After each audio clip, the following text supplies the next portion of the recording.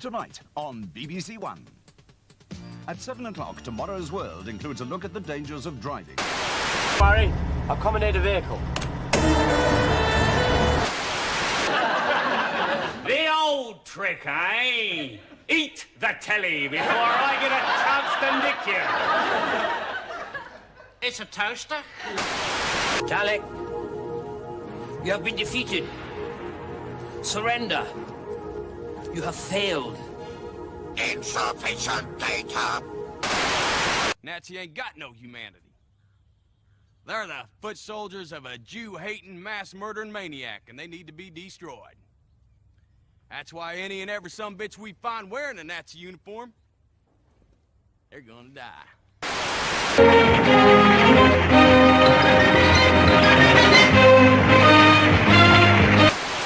Is this world protected? But you're not the first lot to have come here. Oh, there have been so many. And what you've got to ask is, what happened to them?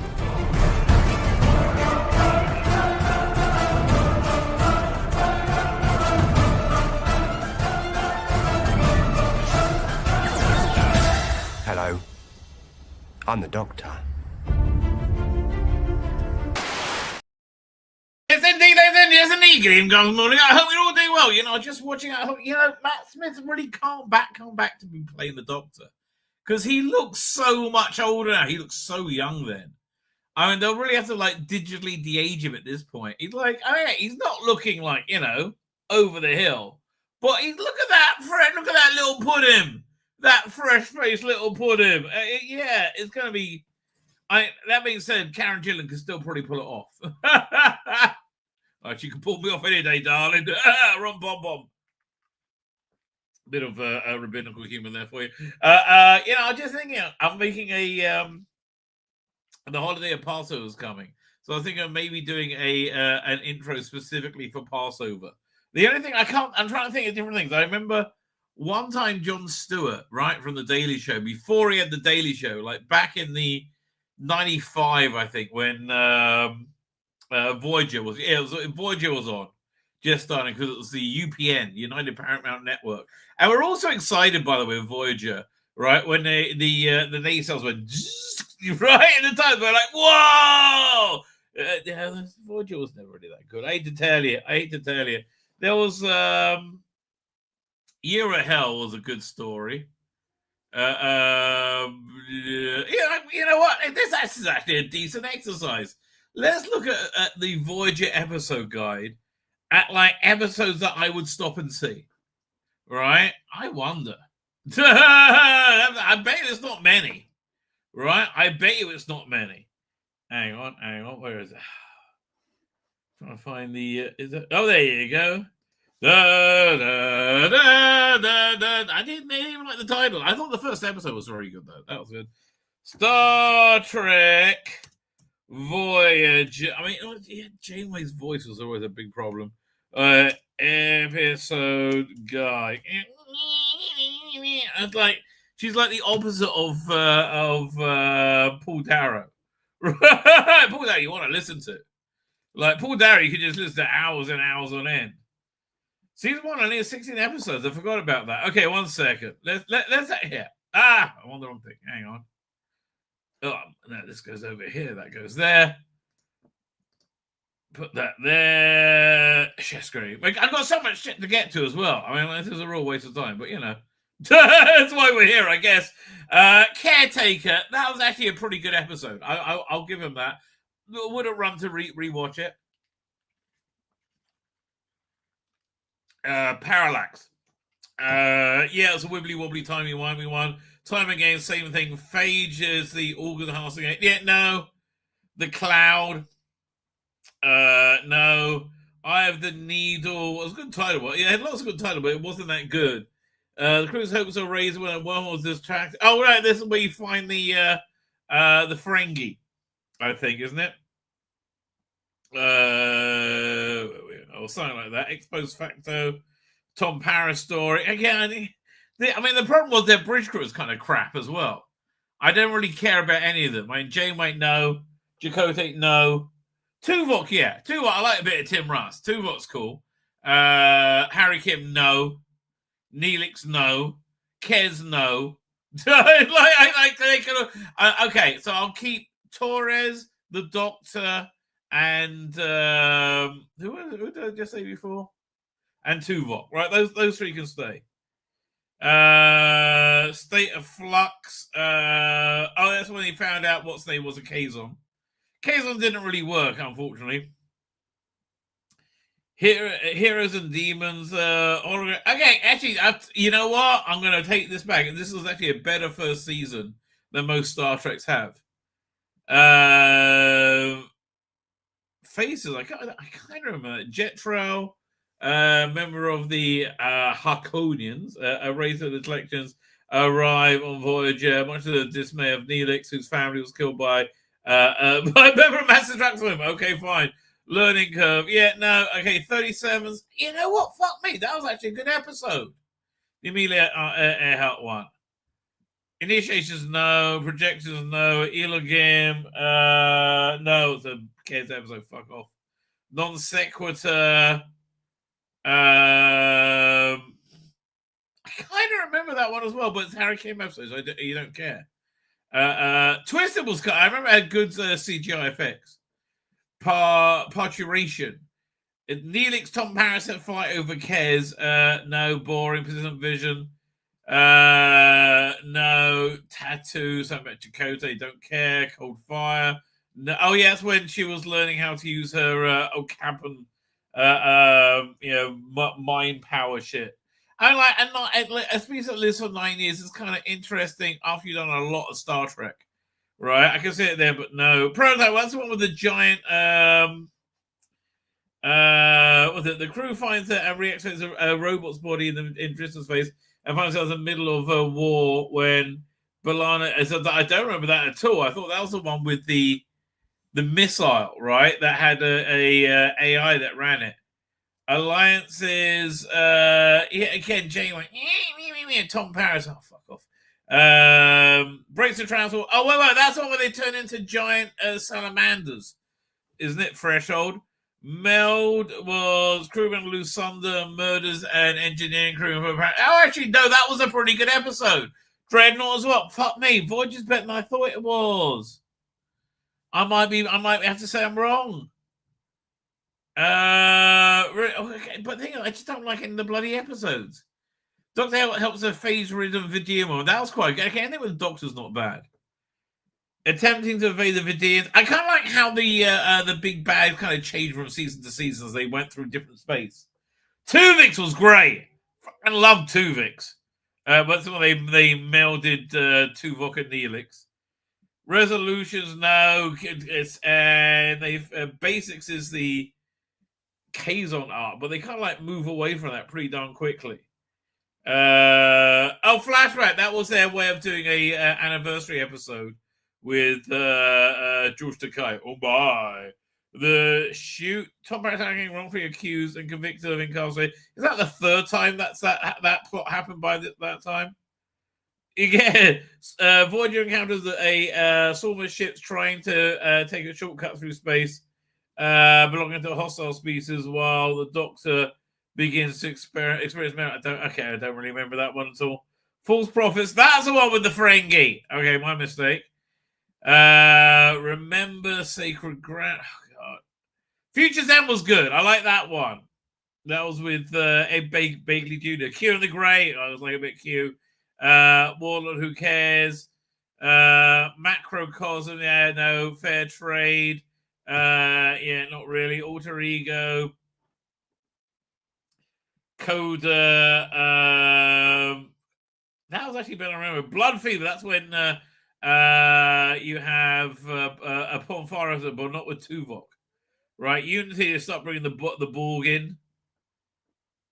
And they're leaving a distant origin, telling scientists, trying to prove the theories, kidnaps Chakotay. No, I don't care. I just got to see Chakotay. I'm like, bye. Fine, so school will fine. Now they're bringing 7 of 9 and get rid of Kez as fast as humanly possible. Right? But like, interestingly, it kind of like loses. It kind of falls apart. Teleplay by Brian Fuller. You can really tell the Raven goes into 7 and 9's origins. Man, I didn't know that was by Brian Fuller. You could really tell because that's a much more layered episode, isn't it? Right. Year of Hell. Okay, that's a good one. Okay, Voyager's better than I remember it is. Message in the Bottle. I kind of remember that one. Was it Waking Moments? No. Neelix dies in an attempt to save proto matter from a nebula. 7 Lions resuscitates him using board nanopros, but Neelix has no memory of. And I can't remember that. Yeah, boring. It was boring.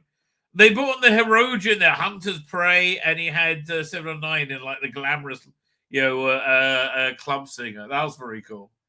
Killing Game, Visavits, okay, fine. Omega Directive. That was actually good as well. Well, they got to find the Omega, but nothing is more important than the Omega Directive. Living Witness was a good episode. Okay, I'm wrong. Another Brian Fuller one. Man, you can tell. Living Witness was a really good episode as it happens. I can really see it. Like whenever I see an episode that stands out, it's Brian Fuller. Hope and Fear. I don't remember. That's the season finale. I don't remember anything about it at all. That season 4 night is Voyager loses power. No. Drone. Okay, now it's really kind of like it's kind of aimless at this point. There was no season finale, no season opener. In the Flesh. Species 8472 was never that great. Once Upon a Time. No, God, Neelix and Naomi Wildman, please no. 15 years in the future, coding character attempt to prevent Voyager from crash landing on an ice planet. Kind of remember that one. Wouldn't watch it if I saw it, if I was flicking through Netflix. Infinite Regress, which is what it feels like it's going through right now. When Boy brings about an advanced piece of ball technology from a salvaged ball cube, 709 begins to take on personalities of the people assimilated by the cube. You know what? This was actually quite a good showcase for Jerry Ryan, this show. Right? She actually got to do quite a lot with it, other than just look incredibly hot. Doctor finds out there's some more memories have been blocked. Latent image. Brighter to Chaotica. That was kind of fun. Yeah, that was like the Buck Roger. Brian Fuller! Look at that, Brian Fuller. It's incredible. Anything I see good at is Brian Fuller. Holy crap. Bliss, a large orgasm. Oh, I think organism. I thought we were talking about Bliss. A large organism telepathically deceives Voyager crew into flying into its digestive chamber, and causing them an orgasm. Dark Frontier. Jeremy plans to steal a transport. Oh yeah, that wasn't that good. Course Oblivion. The Flight. No. That's the one where it wasn't really good. Brian Fuller! Fuck me! Again! Sorry, Brian. That was the one where there was this like living goo stuff formed like a duplicate of Voyager and its crew, and it didn't realize it was a duplicate, and as it was flying, it was like falling apart. Yeah, that was a great little episode, Brian Fuller. Right, you can really tell. Crew responds to a dress tool from the Malon escape pods contaminated with radiation. Don't remember that one. Someone to Watch Over Me. 79 explores dating with help. Yeah, that was she nearly banged Harry Kim on that episode, I believe. I was like, Harry, you should have just gone with it, mate. January episode 11:50. No, again, it's run out of steam at this point. What's Warhead? The crew rescues the device embedded in rock and proceeds to take control of the Doctor and reveals itself to be a weapon of mass destruction. Okay, again. Voyager finds another. Equinox. That was good. I like Equinox. That's when it was the captain was it was Terminator 2, right? Robert Patrick, I think. Yeah.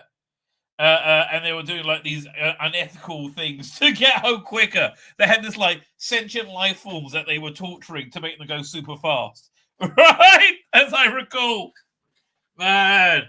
Okay, so season 5 definitely kind of like lost its way. I think lost steam.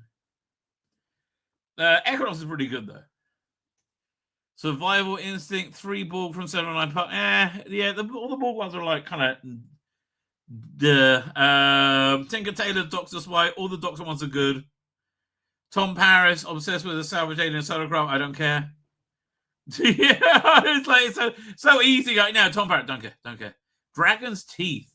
Voyager's got I'd rather watch Space 99. Oh, there you go, a bit of 7 9 here. Discovers a subspace passage, but it's forced to land on a planet after being I don't remember that at all. Voyager conspiracy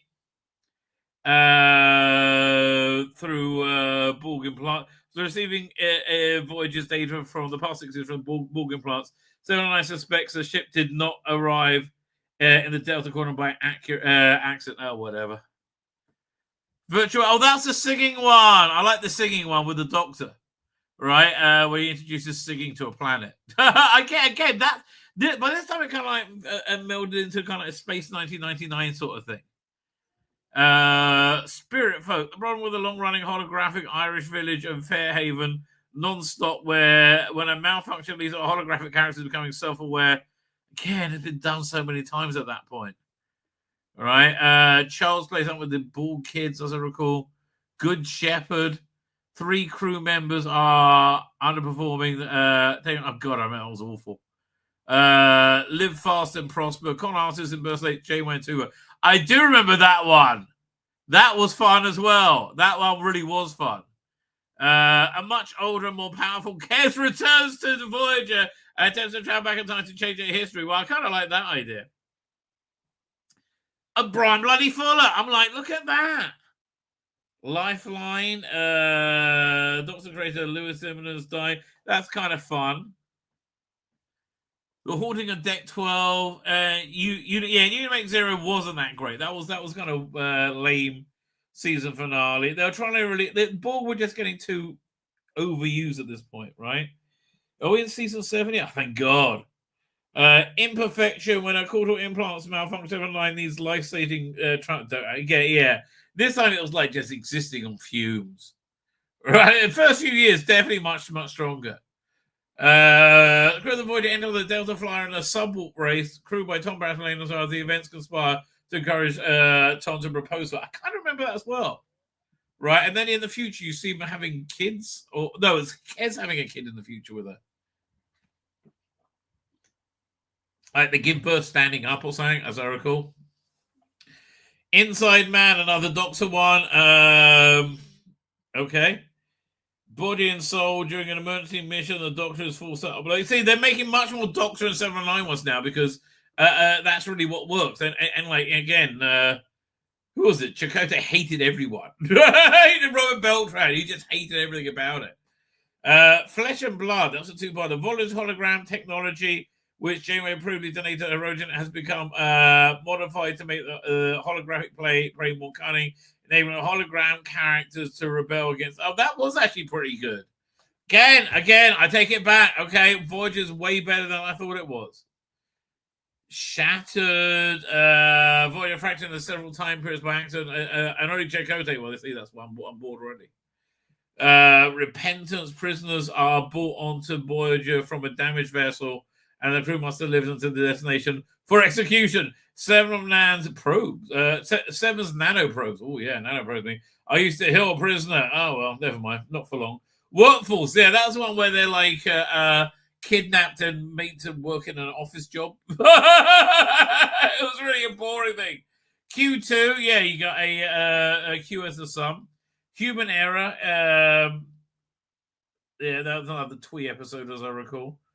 Endgame, meh. Finally, they get home. In the future, where it took Voyager 23 years to get home, Admiral Janeway devises a plan to order history as the crew enters its final showdown with the Borg. The two Janeways implement a risky plan to take one of the 6 Borg transcube hubs in the galaxy and simultaneously cross transwarp threshold to get home. But don't that turn them into salamanders again? I can't remember. All right, they got rid of Neelix like 3 or 4 episodes before then. Anyway, Voyager, meh. Better than I thought it was. That way better than I thought it was. Man, that was a real real tangent. Okay, I was going to... Oh, man, there's so much I was going to get to. Well, let me just look. See, I can't believe how much time I just wasted on that. Okay, let's just look at how awesome things are in America, right? Things are just super awesome in America. So again, you've got all these like whack job judges who are stopping basically Trump doing any normal thing. Like he wants to deport Trendy Aragua, whoever they are, super MS-13 gang members to was it Salvadorian jail. I'm like, okay with that, right? But they're blocking left, right, and center. So look, you got to understand, America is kind of in a civil war right now, right? Government is fighting the government, right? And I think they're talking about the next step up that's about to happen. Where is it? Yeah, this is like, yeah, this is so. What do you do now when you got all these activist judges stepping out of line? And again, they're interfering in like foreign policy. They're so outside their jurisdiction. Ugly. House Speaker Mike Johnson issuing an open threat now, saying that Congress has authority to stop providing funding to federal courts. Listen to what the speaker said just a little while ago.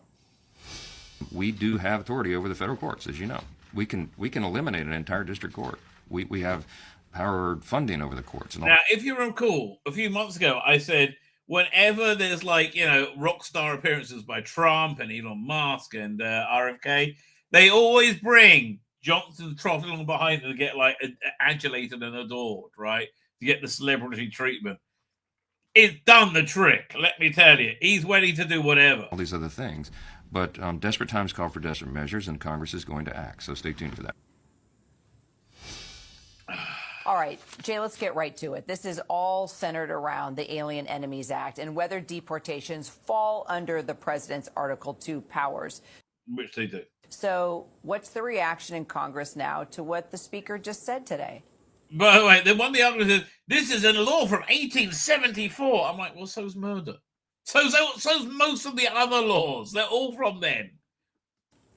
Well, there are Republicans up here on the Hill, Kira, who want Johnson, frankly, to go further and support impeaching judges who politically have shown that they, or not politically, rather. No, politically. He said he misspoke and said the truth by mistake. But legally show that they disagree with the administration. The accusation from the administration is that these judges are acting politically, but they are acting insanely politically. These judges and other judges, all the way up to the Chief Justice of the Supreme Court, have said that these judges are acting within their constitutionally appropriate powers. No, they haven't. They didn't say that at all. They just said they didn't have any authority to intervene. Of passing judgment upon what the executive branch does and either delaying it from going into effect with restraining orders and things of the like. Oh, they actually, no, they said they didn't have the authority to stop somebody else intervening, right, or something like that. It was like stupid. It was stupid complicated. But what Republicans here on Capitol Hill have done is that they want to impeach those judges that they believe are impeding. Yeah, I want these people to go to prisons like this. I think it's a very good idea. The president's will and action here. Johnson has not supported that publicly. This is as far as he's gone, saying that Congress has the power of the purse. They can control what districts are allocated in which way. Just take all the money away. I'm up for that. That's good. Funding and how these district courts are drawn and things of that nature. So this is some of the administration wants Johnson to do to try to set up this clash between Congress, the executive branch, and the courts. But he's not going as far as some Republicans, including Elon Musk, by the way, have pushed for, which is this swift. Why do you think Elon Musk controls the world? It's so weird. They're more obsessed with Elon Musk than anybody else. It's so bonkers. Impeachment of various judges that this administration views as a problem, Kieran. Well, as like highly politically motivated. So yeah, mainstream media kvetching as always, right? That's what they love to do. In the meantime, this is what else is going on. And visiting this facility. Yeah, so this is they're in El Salvador. This is Christy Noam, the I don't know what. She's just so hot. I'm sorry. I don't want to demean you, Mr. Secretary, or whatever you are. But oh God, Yeah, I mean, can you imagine how tough those prisoners are when you got those gang members standing behind this insanely hot woman, right? Just insane. I mean, just ridiculously hot, gorgeous hot, like model hot woman, and she's totally safe. I don't understand how that happens. Like if I was there, I would probably have broken down the bars by now. Anyway, but she's in charge of putting them in there. And listen to the message she gives. It's awesome. Here at CCOT today and visiting this facility. And first of all, I want to thank El Salvador and their president for their partnership with the United States of America to bring our terrorists here and to incarcerate them and have consequences for the violence that they have perpetuated in our communities. I also want everybody to know, if you come to our country illegally, this is one of the consequences you could face. First of all, do not come to our country illegally. See, that would just seem like a reasonable thing to do, to not enter a country illegally, right? That just seems reasonable to me. You will be removed and you will be prosecuted. But know that this facility is one of the tools in our toolkit that we will use if you commit crimes against the American people. Oh, God, I want you to use some tools in your toolkit against me, darling. Oy vey. Again, you know, Trump knows she's ridiculously hot, right? I bet he's laughing. Oy vey. Who else is laughing? The awesome MTJ. Right? Was it? No, what's the name? Okay. This one. Yeah. Here she is. Oh, was it? Marjorie. What's her name again? Oh, I got it. Hang on. This is her destroying some woke British news, probably the BBC. Yep. Anybody else? Should the Defence Secretary... What country are you? Wait, what country are you from? From the UK. Okay, we don't give a crap about your opinion and your reporting. Why don't you go back to... Yes! Oh, God, say it again! I think you will. Yep. Anybody else? Should the Defence Secretary... What country are you? Wait, what country are you from? From the UK. Okay, we don't give a crap about your opinion and your reporting. Why don't you go back to your country where you have a major migrant problem? Okay, And you no. You should care about your own borders. Do you care about American lives being put at risk? Let me tell you something. Do you care about people from your country? What about all the women that are raped by migrants? Do you care No, about by migrants. No, do you care? Okay. It's pretty bad when, like, a woke reporter... That's it. Marjorie Taylor Greene, MTJ, that's it, Marjorie Taylor Greene, where, you know, she just walks up to ask some ridiculously biased question to somebody she doesn't like and gets her ass handed her because your country is in such a fucking state.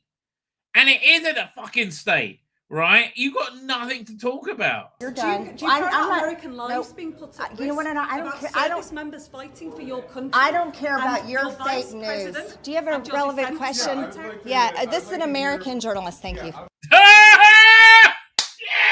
Yes!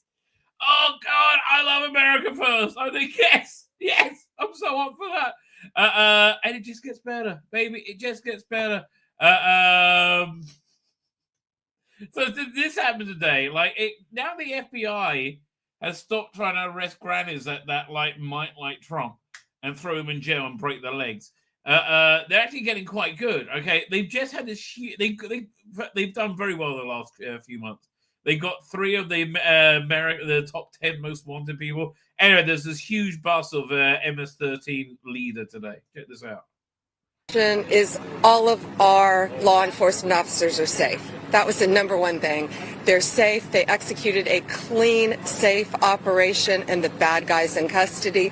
And thanks to the FBI, we got one of the worst of MS-13 off the streets this morning. We were able to be... Yeah, I love Pam Bondi as the Attorney General. I think she's worked out better than Matt Gaetz would have done, and she's so incredibly professional. But I love Kash Patel in charge of the FBI. He's such a moderate, like G-man, right? I actually have respect for the FBI again. Out here in force to show the American people to be here in person that this means a lot to her and the mission. Safety is our primary concern of these communities, and we effectuated that today.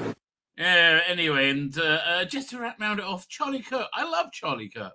Right, I love that he's so openly Christian. Like, Jews aren't openly religious, right? We're not like, oh, praise the Lord. I mean, it happens after a couple of thousand years of pogroms, right? I hear it. But like, I like that he's he just exudes everything good about Christianity, in my mind, anyway.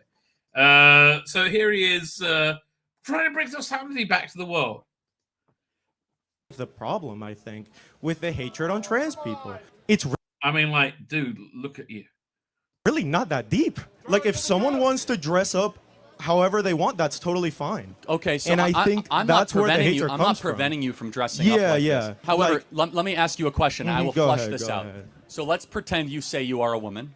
Let's pretend. I know you are a man, but I refuse to call you a woman. Okay. Who's the hateful one? I would say you are. I mean, How?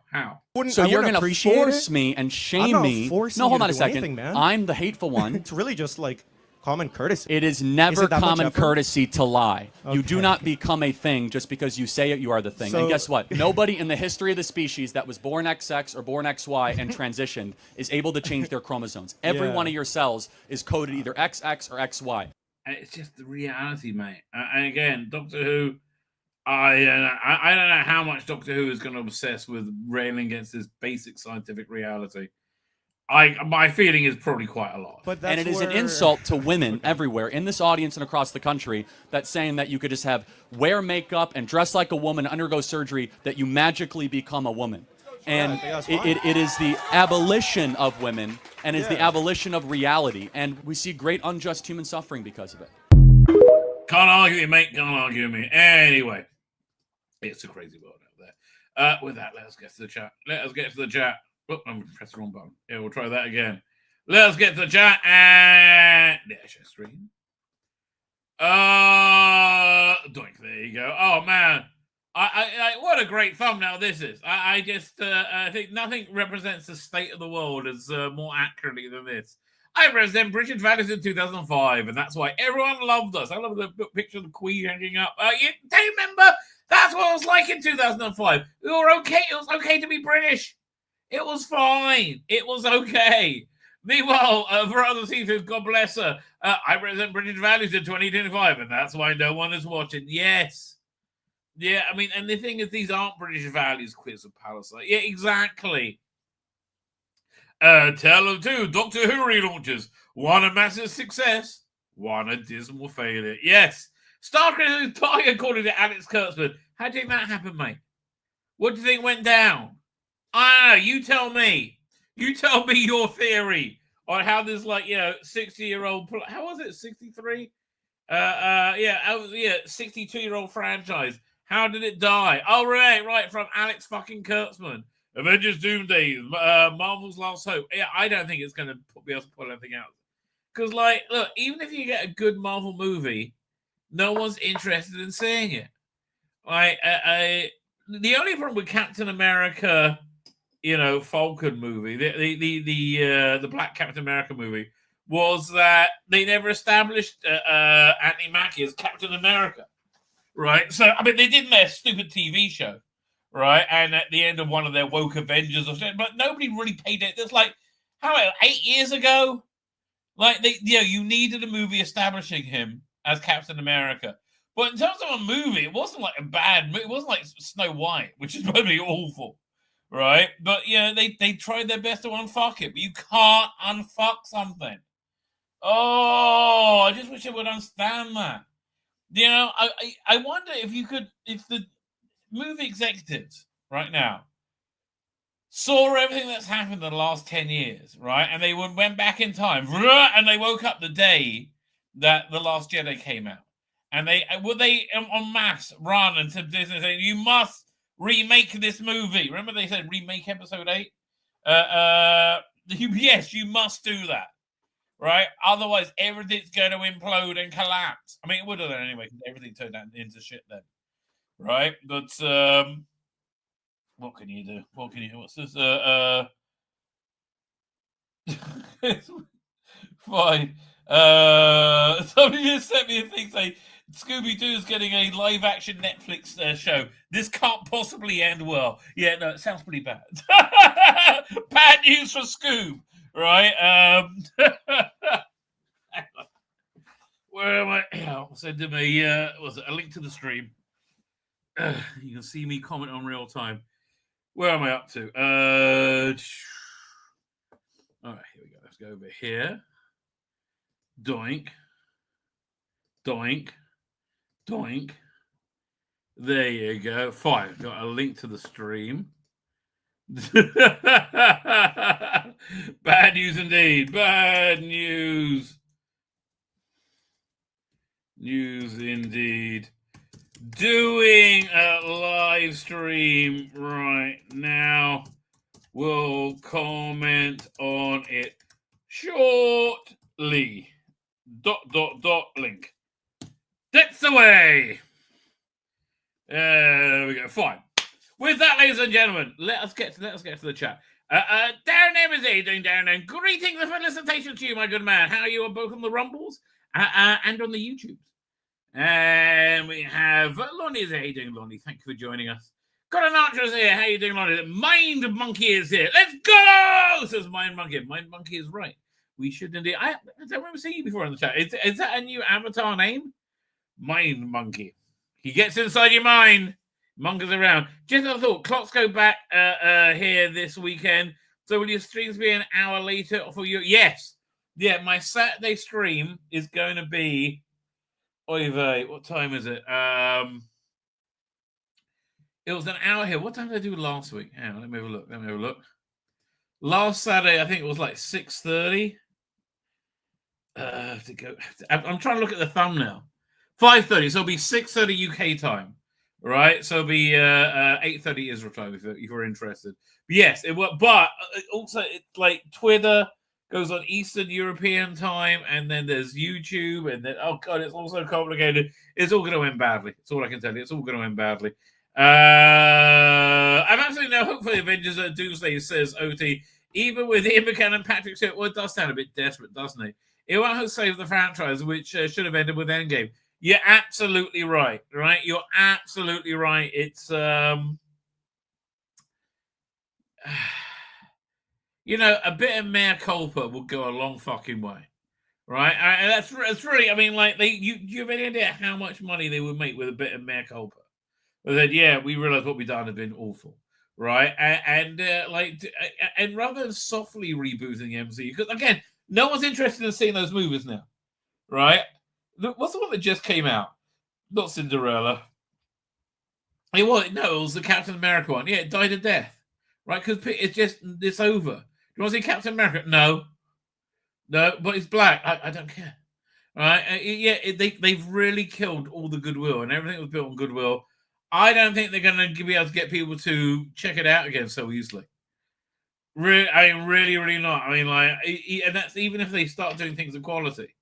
And I doubt that Fantastic Four is going to be that high quality, because I think Pedro Pascal's casting was a mistake, and making the Silver Surfer female was also a mistake, right? Even if it's a parallel universe one, I still think you got to go traditional. Doctor Who now can really only be played by a white male, right? Otherwise, forget it. It's just, what's the point? What bad movie would you remake better and how? Whoa! Well, it depends what you find as a bad movie. I don't know. The first thing, how do you define a bad movie, and why would I remake? I mean, would I want to remake a good movie? I don't know. What bad movie would I remake? I guess it'll be Star Wars Episode 8, Last Jedi. Yeah, that's it. Last Jedi. I would totally remake that. It's like decent. Some Voyager, a lot of bad stuff. There is a lot of bad stuff in Voyager. 7-year Voyager. And was anyone promoted? Well, what they really should have done is, like, you know, they should have changed up the warp cell or nacelle, like by the 3rd year or something, right? You should have like alien technology bolted onto it a little bit more. And I think that would have been a lot cooler. They kind of like changed the look of Voyager each year.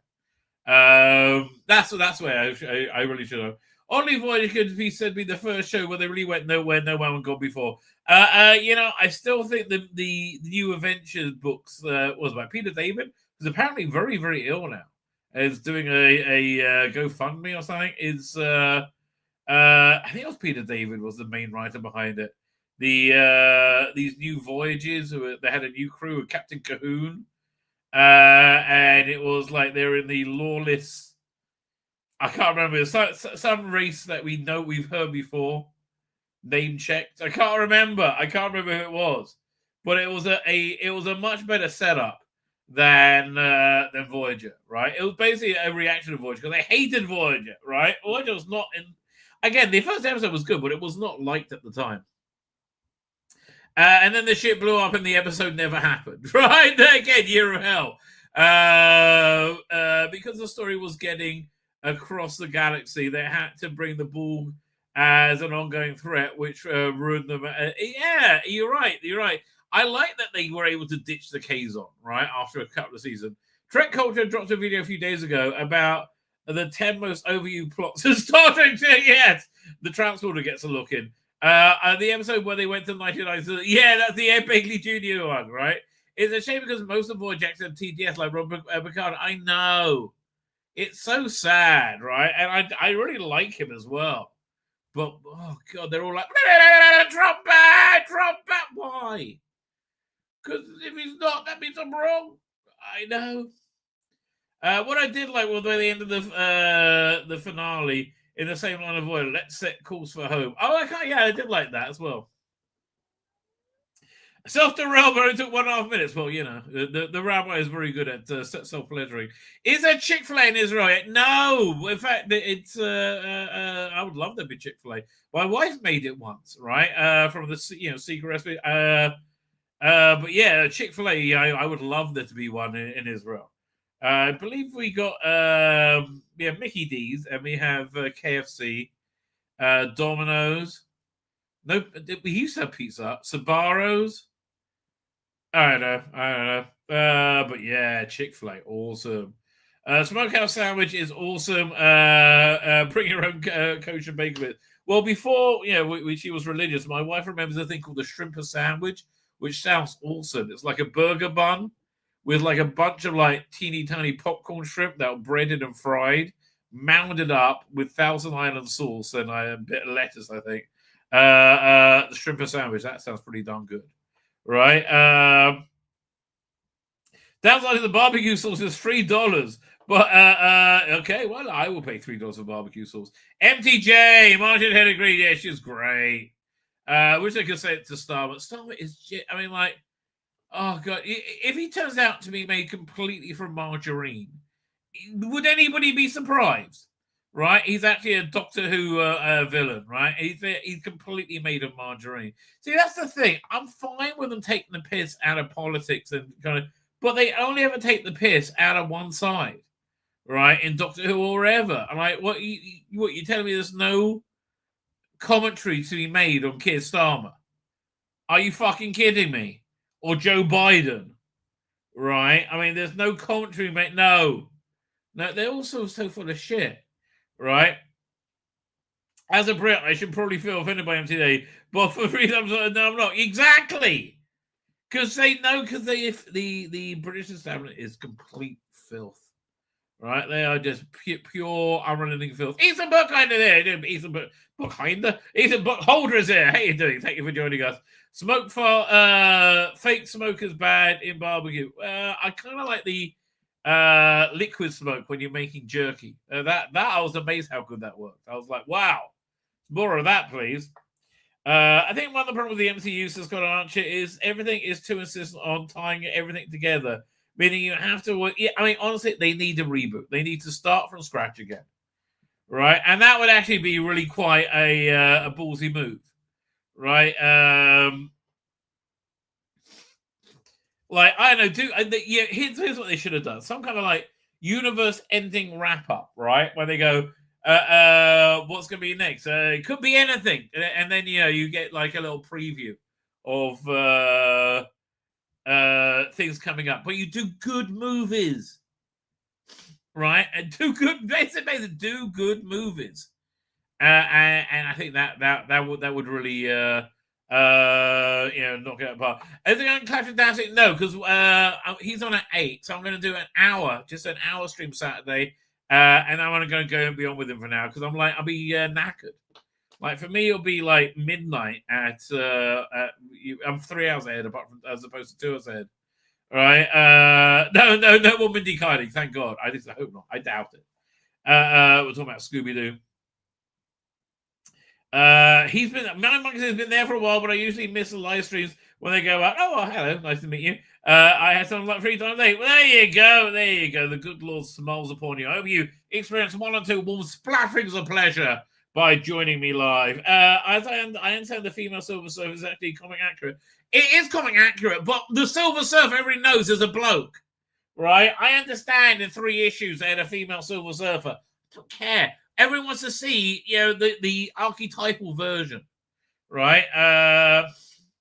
What we have been downhill woke that we know that why that was exactly New Frontier, and that was reasonably woke as well. I remember that. Regarding last year, I would recommend checking out the fanscription. Okay, for me it'll be and Transformers Age of Extinction. Who was the chick in that? No, that's really the most important thing. I seem to remember that's one with Transformers, Robots in Disguise, Age of Extinction. That's 11 years ago now. There's no insanely hot chick in it. Okay, fine, forget it. I'm not interested. Sophia Miles, but that was not young Sophia Miles. That's not 2006 Sophia Miles. It's not Lady Penelope Sophia Miles. I guess so. What can you do? Fine. I watched. Actually, you know what? I'll do a review of that soon, or maybe on Saturday, because I watched The Studio. Peter GoFundMe, Intro Thailand and Coke and the new Coke. These are 2 cases that they saved the brand. Oh yeah, you're right. Yeah, well, they just admitted they were wrong. Oh man, Nicola Peltz. Yeah, she didn't look like that. Look, Nicola Peltz is no Megan Fox. One second. Let me Google Nicola Peltz. Hang on. Oh, she's very pretty, but she's no Megan Fox. Megan Fox is crazy hot. All right, I mean, just crazy hot. Yeah, so I'm going to be doing like an hour show before that. That's and then your clock's changed and everything goes back to normal. Catwoman, not really. Sydney Sweeney. Maybe I'll remake the Sweeney. That's not a bad movie. That's a pretty darn good movie, quite frankly. Okay, before we get into the Doctor Who stuff, this I've been meaning to show you for ages. This is Doctor Who. You ready? Here you go. This I've been meaning to show you for absolute ages. This is why 3D printing is so freaking awesome. Look at this. Oh, isn't it gorgeous? I would love to have this. And by the way, I have no problem with the Jodie era Cyberman helmets. I thought they were excellent, but the lighting's fantastic. Oh, I love it.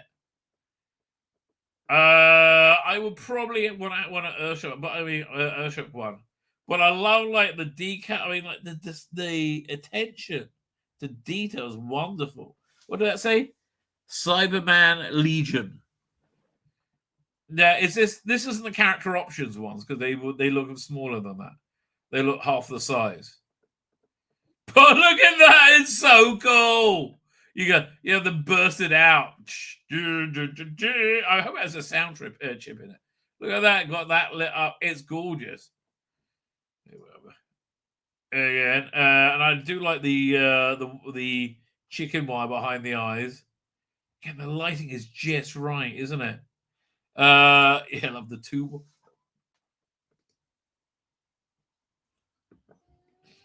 Oh man! Again, I would love this thing. Oh my god, wouldn't you? Yeah, that's probably one of the best cyber displays I've ever seen. Right? It's just fan-freaking-tastic, right? Yeah, that's the way I would describe it. Fan-freaking-tastic. Anyway, where we go? What are we looking at first? What's that over there? No, I'm going to skip that. We should really get into. Yeah, we should start talking about Doctor Who stuff And then we'll look at Doctor Who magazine, I guess. Yeah. And Doctor Who magazine, I think, has been bit on a bit of a upswing for the last several months, at least, which is a good thing. Man, that thing, it just looks freaking gorgeous. Oh, absolutely stunning, right? Absolutely stunning. Doink. Share screen. So that was by... Oh, man, I have to look him up. Oh man, I knew it was a name I thought I would remember because it was somebody else. Okay, it's Doctor Who 3D printing on Facebook. Let me just scroll backwards a little bit because he posted this not that long ago.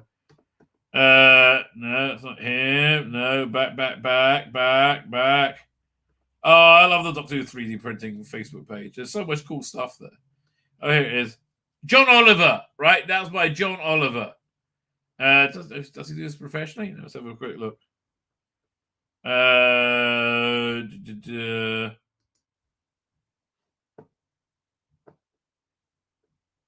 don't know. No. All right, fine. If he had like a e-store, I would have sent a link. John Oliver. So good for him. Not the one from HBO, right? So again, they're starting to get the trying to get the hype up for this new season starting in a couple of weeks. It's not easy, is it? The problem is exactly the same problem they had in the Jodie Whittaker years. The lead actor, right? The lead actor is not cut out for the role. And the central mysteries, the stories driving them aren't really good enough, frankly. That's really the fundamental problem. Where we're up to. So far, Doctor Who Season 2 has the best reveal according to Shooting Gatwa and Verada Seethu. Best reveal of what? Right? Listen, the reveals so far have been awful, have been epically terrible. Right, the worst reveals of like non-entities completely. Right. So on CBS, Good Morning on the 25th. They should have given already a tease the upcoming Doctor Who Season 2. Whovians will love this season. No, they fucking won't, mate. Right, they won't. I'm sorry. We didn't like the last season. Look, I think this is going to be a better season than Season 1. Right, I really genuinely do. I don't think it's going to be a good season at all. I think it's going to be a season somewhat obsessed with being gay. Right? Because that's what they're somewhat obsessed about.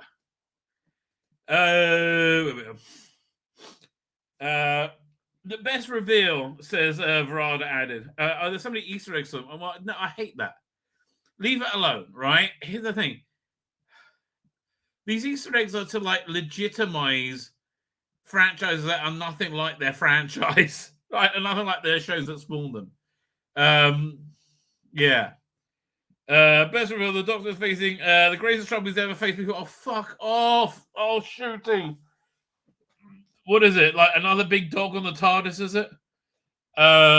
Shooting Grant would describe Brother Thieves and casting Gabadians, Belinda Chandra as so exciting. Well, man. PR people must have worked forever to come up with that. Again, look, this doesn't look like Doctor Who, right? This looks like a mincing. These look like companions. Where's the Doctor? So happy to be back and working on this one again. I spoke on Cat. Well, you're not. You finished working on it a year and a half ago. So much fun. Verada just brings the best energy and set to the show. Yeah, especially after they fired Minnie Gibson. I could say the same about you. I'm not going to, but I could do. Belinda as well as a character. Belinda as well as a character is Gatwa added. We've not had a companion that challenges the Doctor as much as Belinda. Oh, fuck off! It's like, please stop telling me it's the biggest and bestest ever of everything ever. Fuck off with that. I'm just so bored with you. Oh, I really genuinely am. In a separate backstage interview, Shooting Gatwa spoke about the symbolism of his casting as the Identifier UK icon. Well, apparently, sadly, he's not the Identifier UK icon because he wasn't like, a gregarious cocksucking weirdo before, right? The role specifically on this show means so much to the UK and to the world. You've got like Doctor Who, the Queen, James Bond, and Mr. Bean. Mr. Bean is not in the same group, right? Sorry. Blackadder, maybe. There are a few things that are so identifiable British, and Doctor Who is one of them, which is why you should have done Doctor Who like Doctor Who. Not like, a queer eye for the queer eye for the straight guy. And as a black man, I hadn't noticed, and an immigrant, I really should have mentioned. It feels that quite symbolic to take on this role. I don't know. I just think there's symbolic as to where we are in society. We are in a society where racist DEI philosophy rules everything, right? I mean, that's essentially where we are in society. See where we've got Doctor Who magazine and SFX. Have a look at Doctor Who magazine. Double bagged for a pleasure. Oh. I noticed on the cover that they said the bagged version, right? They're kind of hiding he's wearing a dress. Okay. Why are you hiding that? Let's have a look. 32 play supplement inside. Yeah, actually, I'm going to give him a hats off for the supplement for what was it? Jason Quinn, the editor, right? Who I gave a lot of shit to when he started. He's really done a lot for this magazine. Man, I thought that was Liz Sladen. I didn't realize that was Sadie Miller. That's very cool that they did a photo shoot. Big Finish needs to do more of that, quite frankly. Man, this came out. I haven't even bought it. Haven't even thought to buy it. Yeah, I'm not really interested. It's old technology. Rossi Davis, Dr. Shomron prepares us for listen. I'll look at this on Saturday. I'm not really that interested. Get ready for New Who. Oh man, look at this incredibly diverse cast. I mean, not many white men, but not many of the vast majority of the country there are, but so diverse. Oh, so diverse, and surely not one of these people were hired because of racism. Yeah, that's the trouble with DEI. I don't know if these people got their jobs, and I think my guess is none of them did, on their talent. Whitey, is that you? Oh, 1 second, my cat just came back. Hey, 1 second. I'm coming, but you're staying in there for the night if you're coming in. My cat's got this new routine. Here we go. In you come. Well done. She slept out. The weather's been really good, so she slept out last night. You okay there, Whitey? Came in for another bite. There you go. The Mrs. Fun reveal will undoubtedly underwhelming, says Retro Doc. You're absolutely right. Get ready for New Who. No one's psyched up. No one's going, ooh, oh yay! And again, I want to be clear. This season looks markedly superior to the first season, right? It really does. It's a shame. It's a shame they did everything queer because it's going to be quite good. Never mind. Freddie Fox don't know, and this Eurovision one sounds awful, right? Absolutely awful. Radiophonic for all. What's that? Radiophonic that he's me blah blah blah. Most famous contributing blah blah blah blah. Is sharing library. Okay, fine, whatever. More 15 novelizations. Don't care. Novelizations or Empire Death. Really? How on earth are you going to spin that into a story? I don't know.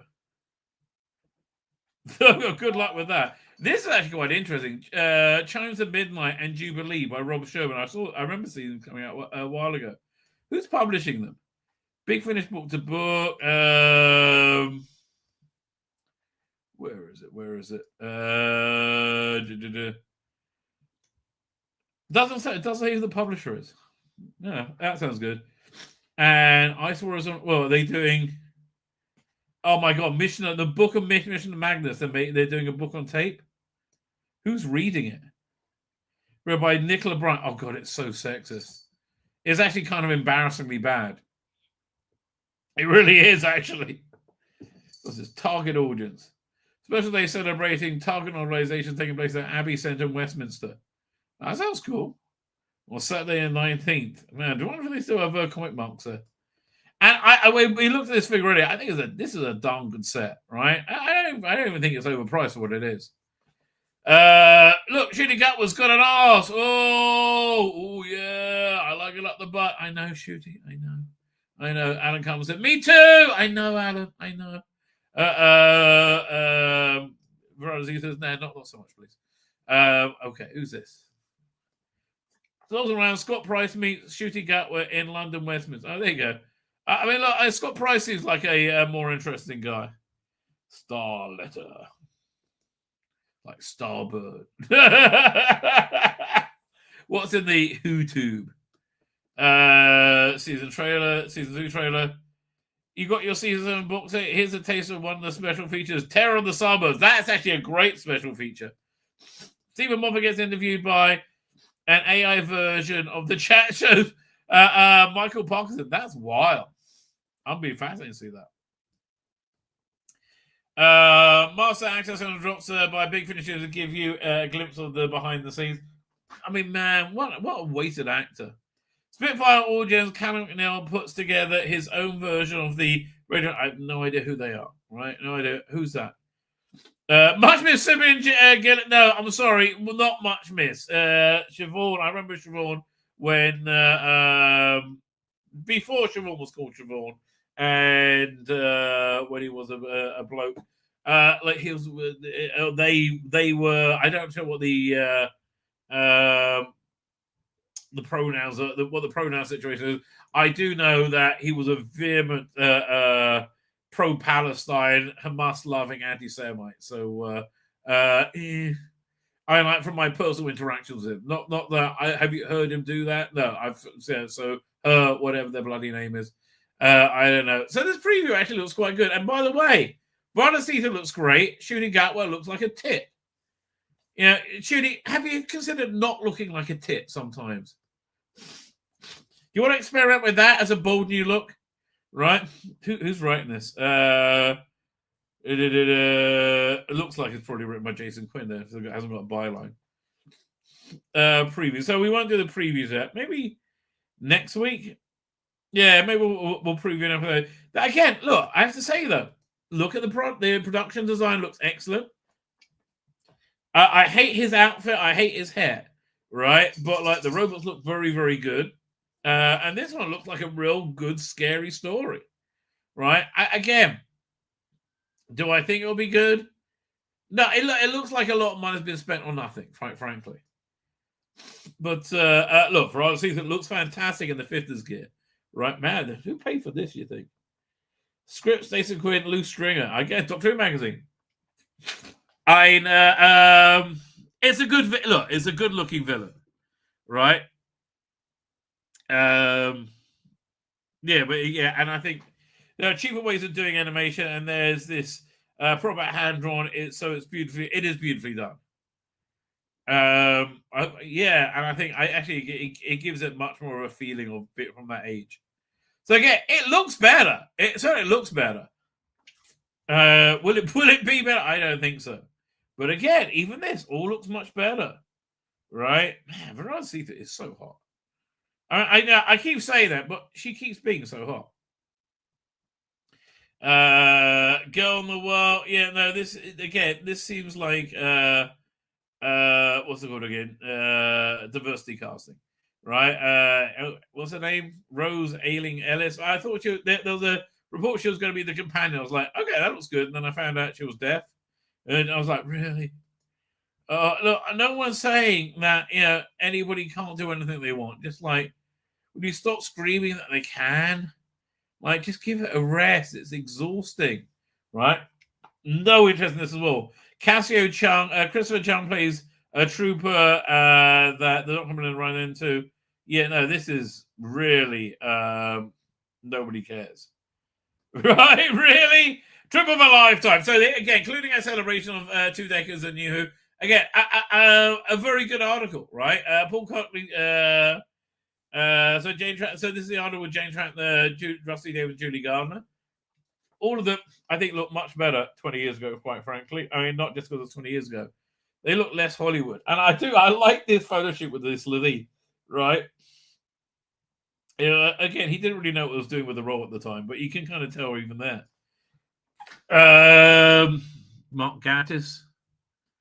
And they're also young. Stephen Moffat. Again, this is the one where he will learn how to be the Doctor, which he did to Stephen Moffat in an episode earlier.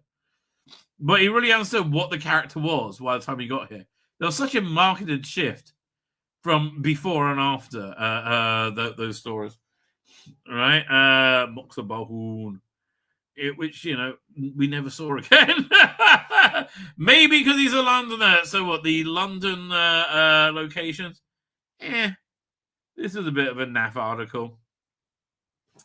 And, I bought every one of these animations.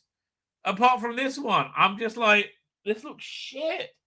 And the story doesn't really interest me either. Right? It really looks bad. And also, they're not trying to recreate the original.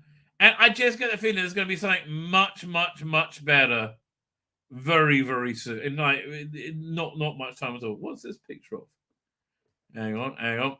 Above left, Julian shoots the framing scenes with Richard Aston as Billy Savage in Remembering Forgetting the Savages. All right. I mean, that looks okay. Remember, it's a 99-minute documentary presented by Toby Hadoke, written and directed by Stuart Denman. Okay. There's a lot of stuff on the disc. I'm just like, the main story doesn't. The animation looks weak, and the main story doesn't really interest me. Companion required for elderly gentleman, lady. Oh, fuck off, gentlemen. Contemporary English female preferred. Only the best taken. As Belinda fills out her application, Steve Lyons addresses the equal qualifications for the best job in the world. Okay. I would read this if I did my phone with me and and I'm on the loop, right? Okay. I mean, some of these companions are best forgotten. Like Joy, please. Never was a companion worse named. Bex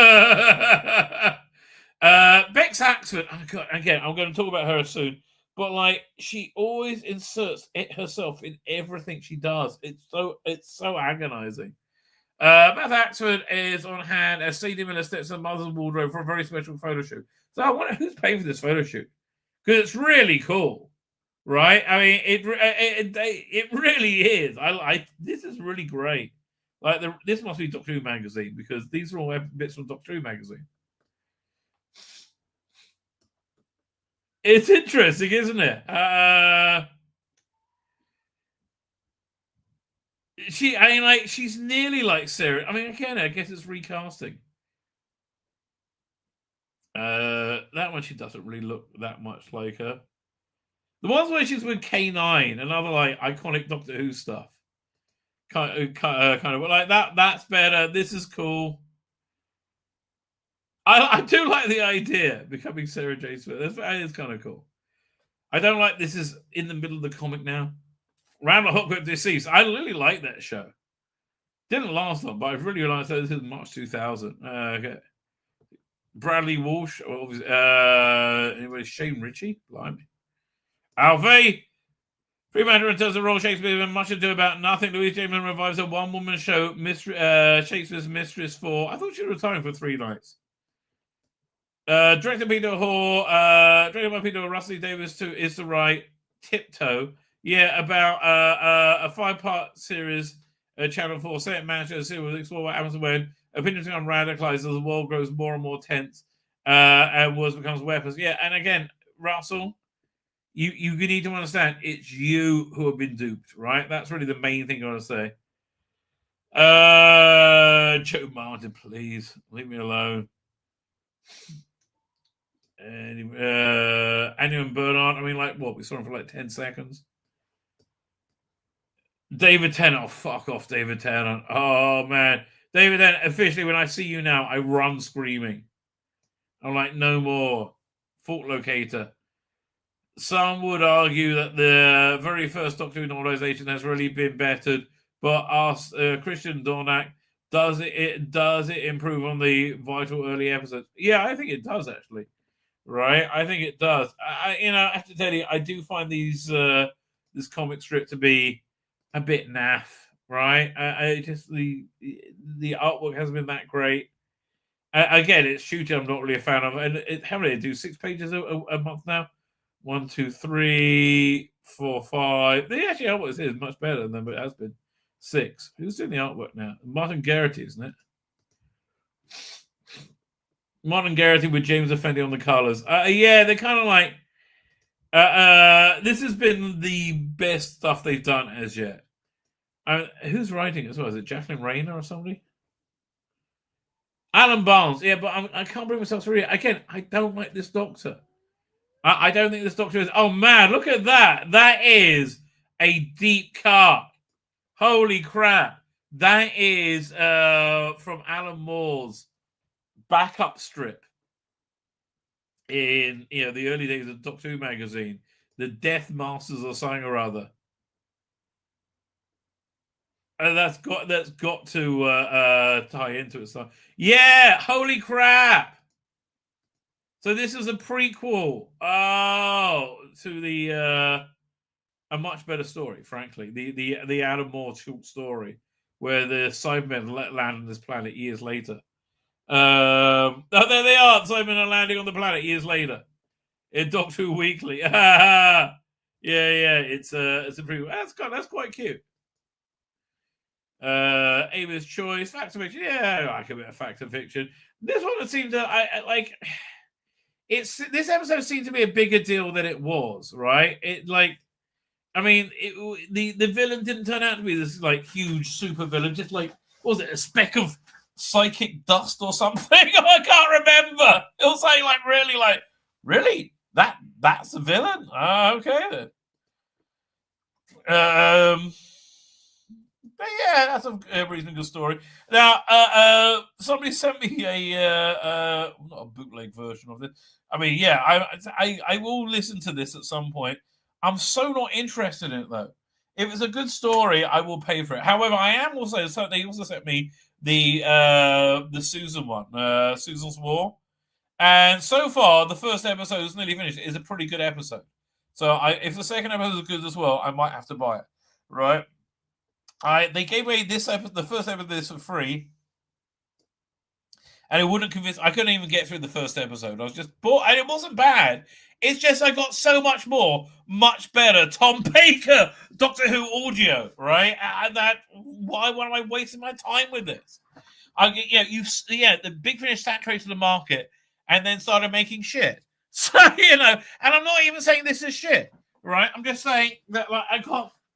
It's got to be good for me to buy it nowadays, right? It's got to be and it's not often that good. Bottom line, sadly. This is actually turning out to be pretty good. I'm surprised about. So who's reading this one? This one's got BBC Audio, Agent the Daleks, read by Maureen O'Brien. This one's probably actually pretty good. Now, I tell you, they've really stepped up their covers, BBC Audio. Or whatever they are now, whatever they're called now. The covers used to be epically awful, right? And if I didn't have 30 other books all about the Dalek history, I'll be interested in buying this. But I did. So there you go. Oh, Dark Gallifrey. I am so off that. Man. Yeah, they really screwed that up. It was really not worth getting. I would listen to Planet Crinoid if I was given a if somebody gives it, somebody shares it with me. But I'm not and that's if I have time. I'm not rushing to it. And if it's good, I'll pay for it. I just doubt it'll be good. I have so little interest in Hooklight. I just so little. I'm going to get the Companion Chronicles, even though it's more expensive than everything else. But especially because Stephen Noonan, I like to support him, and he said it's good, right? So okay. So what's this? 100 years. For 100 years, sunlight has been a beacon of hope shining across the troubled galaxy, an artificial paradise on a frozen world, offering safe haven for the super rich and employment for even the poorest of the laborers. But the discovery of two strange alien pod heralds the beginning of a new age. Okay. Look, it just feels like a bit Excellency to me, frankly. Is it like one box set or is it two? Is it like, I can't remember. Kryptonite infestation has grown from an outbreak to a rampage. Sunlight is blinded, and no one is safe. Okay. Is there another one? I don't know. Are they going to do a follow up to that? Yeah, let's have a look, see if I can find it. That big finish. What's new? Oh, they got the they just released the first cover for the Ninth Doctor and Rose Adventures, which has me really wanting to buy it. I hate to tell you, yeah. They really look good. Oh, that website's so slow when you first start using it. The Toy Maker, the first Doctor challenged an alien gamesman in a new reading of the classic Target novel. Who's reading that? Ooh, that sounds good. Read by Peter Purves. I bet that's going to be awesome. Like, I really like the novelization of what's it called again? Of Evil of the Daleks by Fraser Hines. Right? That was really, really, really great because it was like a different take on it. Where's this Krynoid thing? Is it coming out? Is it next month or last month? Hang on. Zygon? No, because I listened to the first Zygon and I couldn't recommend it. Right? I wish I could, but I just couldn't. It wasn't good enough to recommend. Sadly. Hang on. I'm trying to see. Is that next month, maybe? Let's have a look. There you go. So, right. Is it Planet Krynoid Nightfall? Is there... Okay, it doesn't look like there's a sequel plan, which I quite like. I quite like that it was a standalone one, right? That actually sounds, quite a bit better. But I like that idea of the book on tape. That sounds really kind of fun. On screen, we've seen him fighting Capaldi for air, and now he's back in the epic audio with just this hook-like thing just doesn't interest me at all, like in any way, shape, or form. And yeah, the Dark Gallifrey, man, I bought the first 5 releases on that. And I look, Stephen, I'm buying this one because of you. Oh God, I hope it's not shit. I really do like Steve. I mean, I was really gutted they did have him and Lauren Cornelius in the last one they released. Shoot, you fucking why?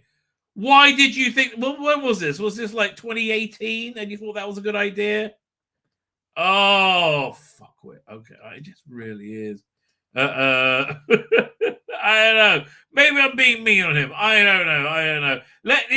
I think it's time we brought another mind into the situation to to meld, right? So we can have contact and form a gestalt entity to decide, is Shudigatwa a bit of a tit, right? Is he a bit of a tit? Let us ask Birmingham's King of the Geeks, Dan Hadley. How you doing, sir?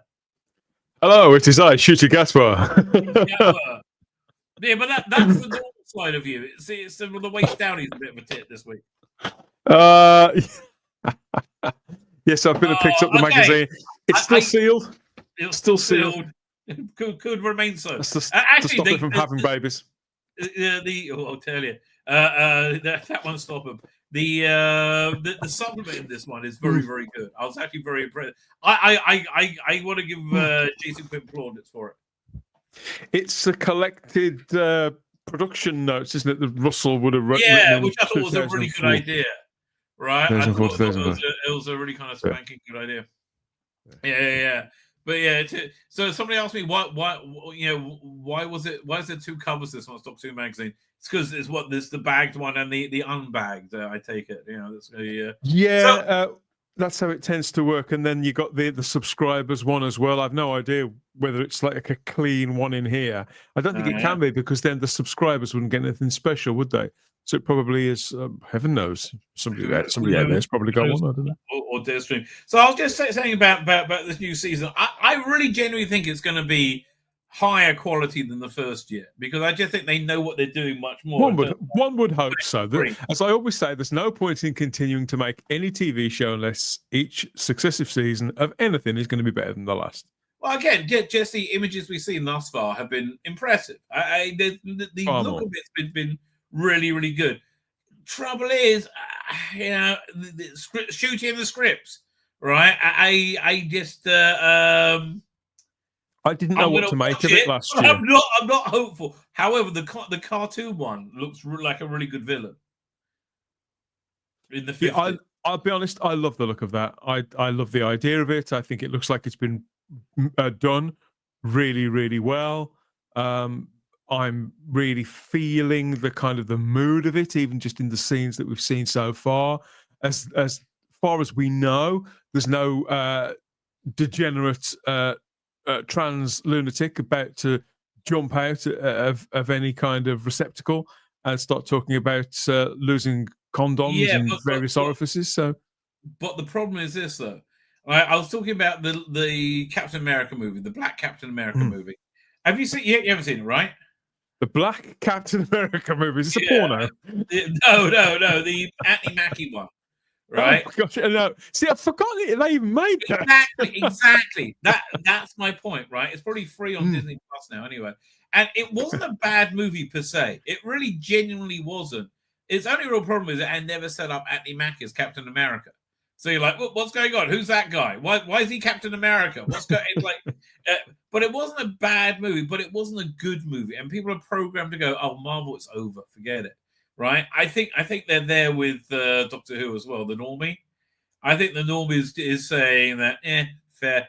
And even if it's good, which again, they wrote and made this before they knew it was going to be a crushing failure. Right, I just don't see there's much hope in it at all. It would be easier to revive interest in Doctor Who with normies than in Marvel, because to the and that sounds like a silly statement. No, you're not. But the truth, when you speak to normies about these things or overhear conversations, what it's clear to me now is that just in the same way that other things come in and out of fashion, like the Bourne Identity movies or the Fast and the Furious movies, even though the Marvel stuff was popular for a good 10 years, the way they view it is that it's over now. It's like Westerns, right? It's done. And it's gone out of the national consciousness. But there's no way this Doctor Who in any way. And they're not interested. They're not interested broadly in what DC are doing either. Although there is an awareness, an outer awareness of Superman, because Superman has his own kind of external brand away from DC. Superman stands a much stronger chance of rebooting the DCEU than Fantastic Four does of... The virtue of it, though, is that a great many of the people who go to see that will go and see a Superman movie in a way that they probably wouldn't go and see other superhero films or have any interest in a continuing line of DC films. It was a stretch, and then it was really the Captain America Civil War one. That once around that era, that I think really cemented it with the normie, right? Much in the same way, I think it was the David Tennant year that, people heard about it during Eccleston, but it was the David Tennant years that really sealed because the deal. This is what separates cultural institutions from fads, things that are fashionable for a finite period of time. There's just something about, particularly Doctor Who. I think Star Trek still got some of that cachet as well. There's a story that I'm not going to get. Bond has. Bond had, until because they were very cleverly out, not under the radar for the last 7 years. Right, they did one Bond movie, it was mediocre, and they kept quiet. Good for them. See, Harry Potter, I'm not quite sure where Harry Potter and things like that stand in it, because being originally and still, despite the success of the movies, hugely successful, you say Harry Potter to people, most people still talk about the books far more than those movies. It's a curious thing. But I think Roald Dahl stuff is another cultural institution whereby they can continue to make terrible adaptations of Roald Dahl stories, and it doesn't seem to affect, whenever they announce that somebody's making a new James and the Giant Peach or whatever, people don't simply abandon all hope that it'll be worth watching. They'll sort of give it a fair shake. And I think if someone was to come back with a new version of Doctor Who in 4 or 5 years, totally new, totally fresh, with none of this in it, they'd probably be in the same place. It take that long. I think if somebody came along in 2026, frankly, and it was a white bloke who looked good, right? And it seemed like it wasn't about. I also think it'll be better being made a bit cheaper than it is, right? I think people would warm to it more with a lower budget. I really do. It's one of the weird things. Yeah, I agree.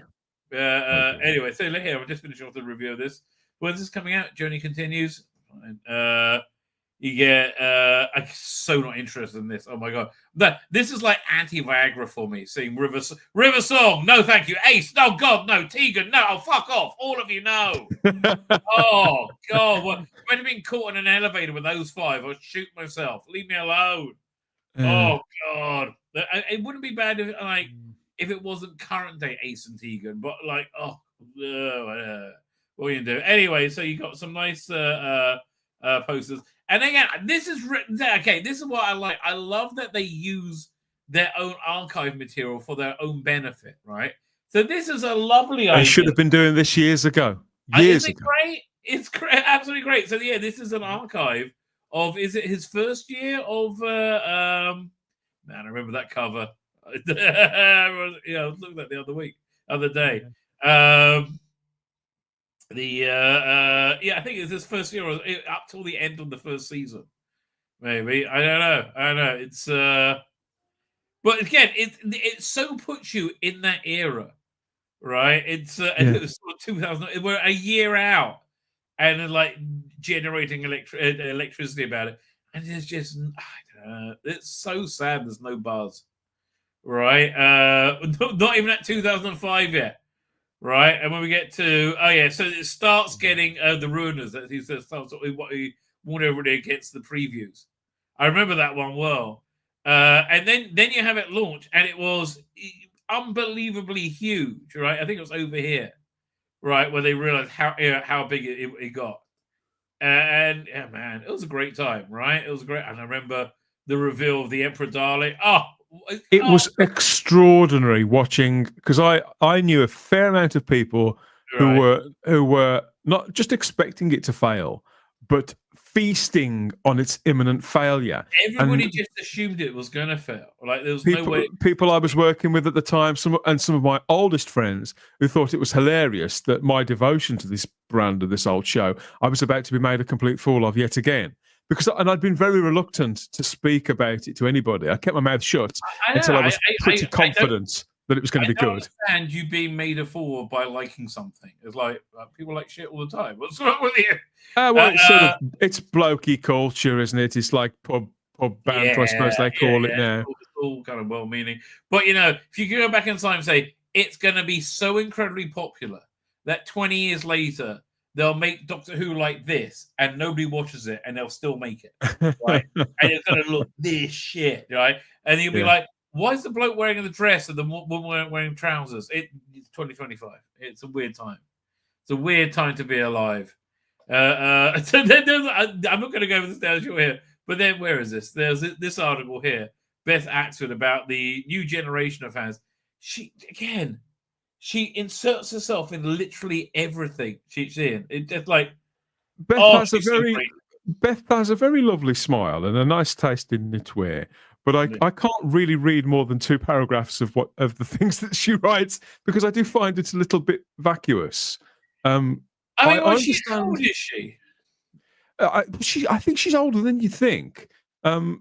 But I just, and in all fairness, I haven't necessarily got a problem with the BBC putting an article together like this at this time, because obviously a chief driving factor, an ideal, was that they do seed a lawn full of new Doctor Who fans by broadcasting this 20 years ago in the first place. So going back to it, that's the whole point. But it used to be we were kind of happy about it.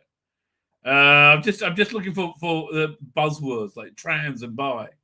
There's probably all sorts of stuff like that in there, and there's one person a little bit further down who's an absolute Fruit Loop. I remember them when they used to be active on social media. I remember this person very well. They had a different name and a different entirely different identity, but I recognised them. Was it the same gender? Of they? Well, they've transitioned. I'm trying not to be cruel, but male or female, I always thought this person was a proper dick. and would talk about people who would express their views, such as you and I do, as being very problematic people. I interacted with this person a few times, a few direct messages, and really not. Just needed to grow up quite a lot. I found, and so I was startled to see them working on the show. I mean, why, I don't know. I mean, of course they are. Everybody else is. Began watching in 2019, and the credits for the show. They realized he was the transgender. Yeah, that was the point of it. It was trans bloody propaganda. Oh, just give it a rest, mate. Right, just give it a rest. Look, Doctor Who. It shouldn't be. Listen. There was many masturbatory fantasies I had around Nicola Bryant. I don't think I've ever been coy about that, right? But that was like, it wasn't designed. Well, it kind of was. But no, it wasn't written around Nicola Bryant having fantastic tits, right? She had to have fantastic tits, right? I know Don Martin. I do like a bit of Don Martin. See, because he's a genuine person. Yeah, I feel bad for him though that he's just born in the wrong generation. He's in a generation of twats, and he's a very genuine person. Well, I think I've spoken to Dominic about this sort of stuff, and I don't think he'd mind me saying he's somewhat of an old soul.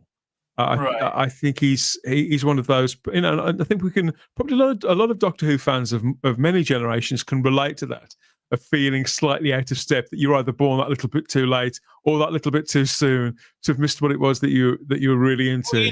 Well, look, feeling that you're not in the mainstream makes you a Doctor Who fan more than anything else, right? It might be like you're smarter than other kids, you're different in some way or other.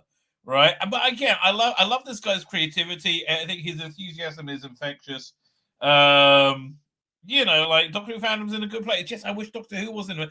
I don't think current Doctor Who deserves people like Don Martin. Right, I wish there was great Doctor Who for him to be put his creativity and interest in. Right, Doctor Who that had nothing to do with identity or sexuality. I think that would be fan-freaking-tastic. Right, absolutely fantastic. Not the world we live in, though. Sadly, I feel the same way about Pete Matigue. Right, Pete Matigue was really born in the wrong era. Like his time to do Doctor Who was the shittest era ever. Right, it really was. He is the natural inheritor, and people will think I'm mad because I haven't enjoyed either of his episodes at all. He is. And and I do hear that he can. I hear accounts that he can be a bit of a tricky customer, and he's got me blocked everywhere, and I've never really interacted with him. But the truth of the matter is, I mean, if you've watched his Wentworth show, it's absolutely fucking brilliant. Whether you like the original show that it's based on or not.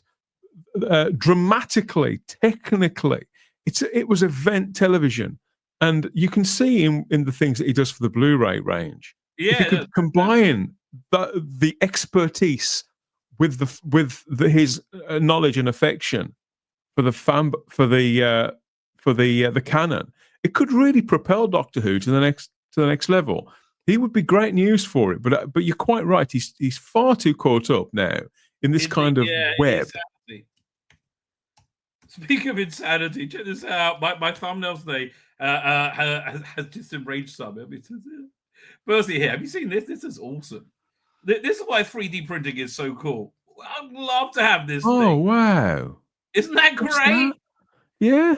I'll zoom in a little bit. You got, you see the light, it's all lit at the top with a little sidebend coming out of Fantastic. there. Oh, I'd love to have this thing. And someone's 3D printed this. Yeah, that whole thing looks beautiful, doesn't it? And look, the Jodie era Cybermen. I would credit where credit's due. It's it's a nice redesign that. Yeah, but I also think the Jodie era Cybermen look great. Anyway, did you see my thumbnail today? I did see your thumbnail. Thank you very much. There you go. It works for me. I think this is a reasonably fair commentary, right, on where we are, British Value in 2005 to 2010. Like now, you're batshit crazy, right? This we used to have values we all agreed in. Now we're like, yeah, everything evil is good. Anyway, this somebody just sent me this. It's so funny. I should try. I'll look at it more on my and misogyny. Why are they dressed like that? See, I bet that Ivy would be perfectly fine if Shooty Gatwa was wearing a basque and suspenders. Be absolutely fine with that. But why is it racism? How am I saying that Verada's bad? Or that? Oh, I didn't read the thing at the top. What do you mean by racism? I don't know. He said it's just racism. But how? I can't see any. I mean, we're leering at the both of them in equal measure. Yeah, exactly. I insist on it. In fact, yeah, I don't. This doesn't seem like an unfavorable outcome to me. I don't know what. Whoever that one was, James, you're talking bollocks, mate. You need to have a word. Give the old head a wobble. Whoever that was. I do enjoy this sort of stuff. Look at that! Wow. Yeah, Verado is working out very good on the thumbnail. I tell you. Anyways, I haven't had it this bad in years. Yeah, we live in strange times. What can I tell you? Anyway, what else was I going to look at? Let's have a quick thumb through. What's it? SFX magazine. It all happened at the same time. Everything came out. I tried to get SFX today when I went and grabbed this. Couldn't see it anywhere. But I know there's a generous Doctor Who feature in this. Yeah. I did pull it up. She cried. But it did. Okay. Black Mirror cover, and amazing. I'm still interested in Black Mirror. All right, it's not as good as it used to be, and I don't think I saw the last movie. They were too long. They were like an hour and a half long. Yeah, I don't think Brooker should still be making this show. I think it's again, like we're saying about the Marvel. I think it's had its day. I think it'll. Right. I mean, there's always time for a Twilight Zone type thing, but it's like it went from being cutting edge to being old. So, which is kind of weird, but that's... And now he's going back and doing sequels to earlier episodes. This is a sign that the time is up now. I'll watch it. I'll give it a go. But not so much. Brooker should be moving on. Really, he should probably have been show running Doctor Who in 2018 and not that muppet Chris Chibnall. I think he would have done something really staggering with it. Different that we were never prepared for. I'm glad the editor now has a current age picture of him. He looked really. Darren was using a classic picture, wasn't he? So he was talking the rants or raves, anything I recognise. No, fine. What's going on? Kevin Bacon's in a new movie on Prime Video from April 3rd. I like Kevin Bacon. I haven't seen him anything for a while. Did you see the Guardians of the Galaxy Christmas special? No, I forgot all about it. They it. kidnapped Kevin Bacon. It's really good. It's really good. Okay. Everything that James Gunn does is good. This looks interesting. A Dune game. It's only for PC though. Yeah.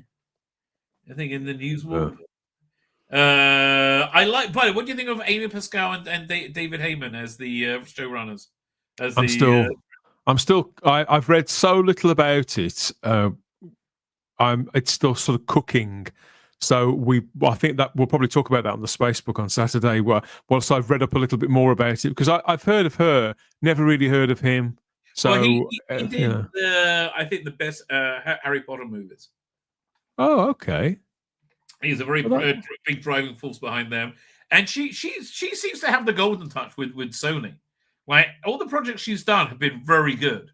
People before Marvel, before the age of woke, Amy Pascal's name was mud.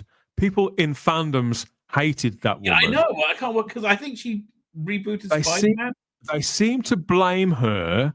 Yeah. For the failure of Spider-Man 3. I think the belief is that she was the one who insisted Sam Raimi put Venom in it. I could be wrong, but how many years ago is that now? I'd say at least 13 years ago, maybe 14. I can. Long time.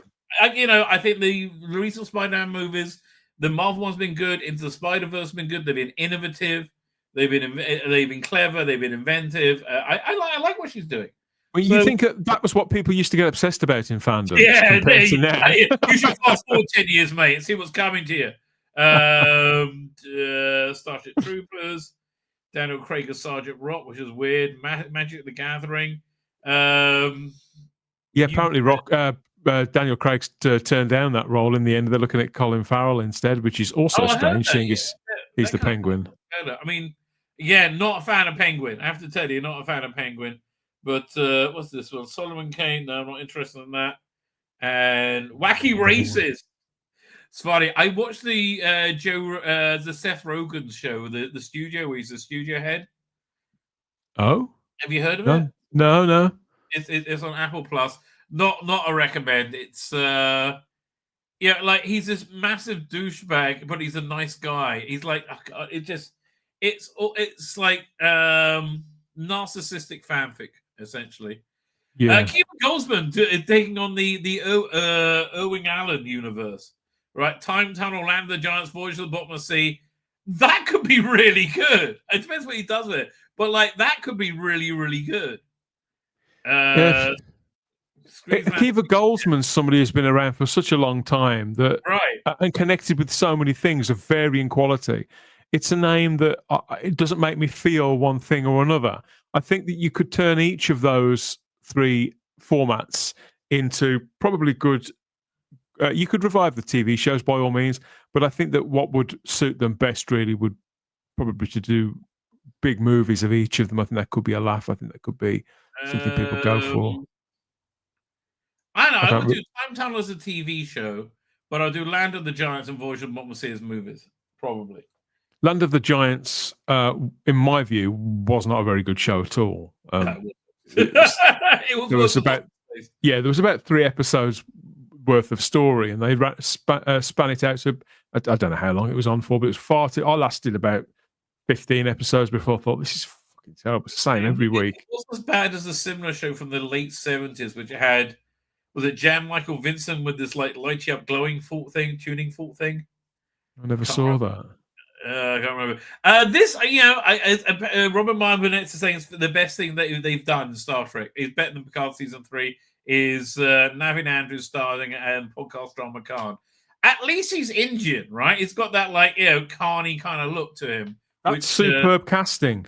It really is, isn't it? Whatever format you put it in, brilliant casting. The fact that it's only in your ears is next to criminal. I'm sure that Rob's right. Yeah, you said. So apparently, Rob Kaczynski, the guy who was in the Section 31, English guy who was in EastEnders. He used to be in EastEnders. Yeah, that's the one. He was saying Kurtzman told him that Star Trek is dying. I wonder how. How that happened, Alex? Boys from Brazil. I did wonder about Rob Kaczynski because he has always been somewhat of a rogue element. Yes. He was consistently being removed from the cast of EastEnders and put on sort of gardening leave and then brought back for various behaviours, shall we say. He's a bit of a wild card, very outspoken. So I'm not surprised at all out of that pack of people involved in making that terrible film that he would be the one who comes out and says, look, it's a piece of shit. What do you want from me? Have you ever heard of the Boys from Brazil? You ever seen the movie from the 70s? Oh, years ago, yeah. The Lawrence Olivier was in it. Jeremy Strong is leading there. Jeremy Strong, I'm doing a rewatch of a show called Succession, which I really recommend. I just finished season 2. Gangster show, is it? Organised crime stuff. No. It's about it's kind of like about the Rupert Murdoch family. Like okay. And it's mostly about the sibling relationship between the billionaire's children and like what a shitty person the guy who owns Fox or whatever it's called in the show is. But it's pretty much Jeremy Strong's in it. He's very good, right? He's got this big smoldering intensity. Sounds interesting. Yeah, they're doing Captain Planet comic. No, thank you. They're here. So they just released the cover. Let me see if I can pull it up. And I'm really excited by it. Right, it's incredible. It doesn't take much to get one excited. This is nice that they do this sort of dedicated Doctor Who news area. Yeah, well, again, it's one of their big demographics. Great cover. You got me on board for this range. I hope they don't fuck it up. Right? Tim Foley isn't a writer I'm particularly excited about, but I know that Matt Fitton is kind of running this line. It's better than you think, right? He's done he did a great Fifth Doctor story, Autumn story. Like it was one of the all-time greats of that. In fact, he's actually done a lot more. I think, is it Tim Foley or I can't remember. Somebody did the one about Lovecraft, and I put in all this like heavy-handed stuff about how racist he was. That's probably because that probably came from the BBC. But I'm just trying to find his name, Tim Foley. Snare is a very Ninth Doctor sort of title. It's right. Yeah, they really screwed up the line of Ninth Doctor releases before. Yes, I was lost interest. Well, I can sort by oldest first. Let me see what he's done. Yeah, they've got a chance to bring, and I will be back on board for these, so they'd better be bloody good. So, well, this was quite good, but he only did one episode in them. When I was just kind of trying them out. When the Wotan was on a jump drive, like a thumb drive in the 2000s, which Yvonne Hartman, which I thought was really good. But when did he start doing like that? Was a good story. But he actually really like once they moved into like higher profile stuff, like he really broke his head. Like I believe the thing he did in this one was good. The Third Doctor ones, the Clone Masters was the best of the spin-offs. This was very good. Doctor Who Unbound, I really like that one. So he's done a bunch of Ninth Doctor stuff. This is it, 40 Volume 2. This was awesome. I can't believe how much I love this. Okay, it was really good. So I find him a more often better than not writer. Right? Look, I'm certainly on board for this. There's so much stuff I'm not on board for. Right? It does look quite exciting to me. No, I'm excited by it as well, and they I mean, I can't believe they lost me last time, but they did. So I'm happy to come back and try again with these because I these two performers in those roles, it's magical. So yeah, and I think they're very good at recreating eras. I just hope they don't fuck it up. Please don't fuck it up, okay? That's what we're saying. No wokeism. I mean, particularly in something that's set in 2005, it needs to be contemporary to that time. You'd be lucky. You might do okay. This is quite good. Conclave with Vampires, Mark Miller's new series. See, Mark Miller, I just don't get. He used to be such a great talent, and he kind of vanished. I think he vanished into like movie deals. It's that deal with Netflix, isn't it? I mean, he's the stuff he's been writing the last couple of years. Apparently, it's fantastic. The 3 books. What's the one called? The Big Hunt or something like that. Don't know. And there's a team book he's doing. He's doing another series of he did, Nemesis. Jupiter's Rising or something. I can't remember. Which was very good. No, he's moved all of his creator-owned stuff to a new publisher. He's gradually sort of bringing it all out again. Okay. So that'll be good. Black Mirror. The Callisto was a good episode, but it is always worrying when they go back and do sequels. Maybe I don't know. Again, I'll be watching it. I'll give it an honest review. This is a big article on it, man. It goes on for a while. Yeah, they're very excited. I'm amazed. I'm excited about this. Okay, my recommendation to you is this: Andor's 10 episodes long or something like that. Start with episode 5. Forget everything. You don't need the first 5 episodes. Like, just start with episode 5, and then it goes at quite a nice clip after that, right? I'm amazed how optimistic I am about this. It looks like he's in the TARDIS there. Well, yeah, everything's very you see lots of the Federation, not Federation, the Imperial lifestyle. She was great in it as this. She was good. Officer, right? Genuinely chilling. One of the least interesting people was Mon Mothra, which they focus on a bit too much. They've cast that part very well, but I know what you mean. She seemed a bit of a sort of somewhat stoic compared to how I always saw her. Yeah, I mean, they had, what's his name? Stellan Skarsgård, he's been Yeah, fantastic. I like him. It's just like, I know, just don't be as boring as you were last time. Oh, yeah, this is another Doctor. This is what I mean about it looking so much better, right? It's never looked this good. The design is perfect. It looks like it's had time and trouble. You would never think that this was made within sort of 8 weeks of that initial lot having wrapped up, particularly George of the World, which looked threadbare and piss poor. This looks like $1 million. It looks full of color as well. So yeah, and I love the design aesthetic on Robot Revolution, which is all like very Flash Gordon. I think they have a picture of the spaceship. Where was it in the other one? Yeah, one second. Let me look over here. Flash Gordon, Fallout, that kind of thing. Wait a minute. They have the preview over here, which and it's not in here. You had like I saw the spaceship, which is a very traditional rocket ship. And again, they paid the extra money for this to be hand drawn, and boy, do I think it was worth the money. Right, this animation, it really looks good. Again, just don't be queer shit, and it'll be good. I don't know, but even then, can you get over the drag factory shooting Gatwa? I don't know. So on past experience, I mean, I maintain in my view, some of the episodes in the last series were really entertaining, and a lot of the 60th anniversary stuff was. But all it takes is one scene where they drop a clang, making some statement about queerness, and it certainly ruins it for everybody on this side of the aisle, and it distances a great number of people too in the general audience, because they don't want to put their kids in front of that. So all it takes to ruin any of these episodes potentially is between 50 and 30 seconds of reckless politicization. But on the outside, Millie Gibson has a fantastic pair of tits. Look at them. Really? I mean, I don't get the special effect. It's good for that's a special effect in itself, my friend.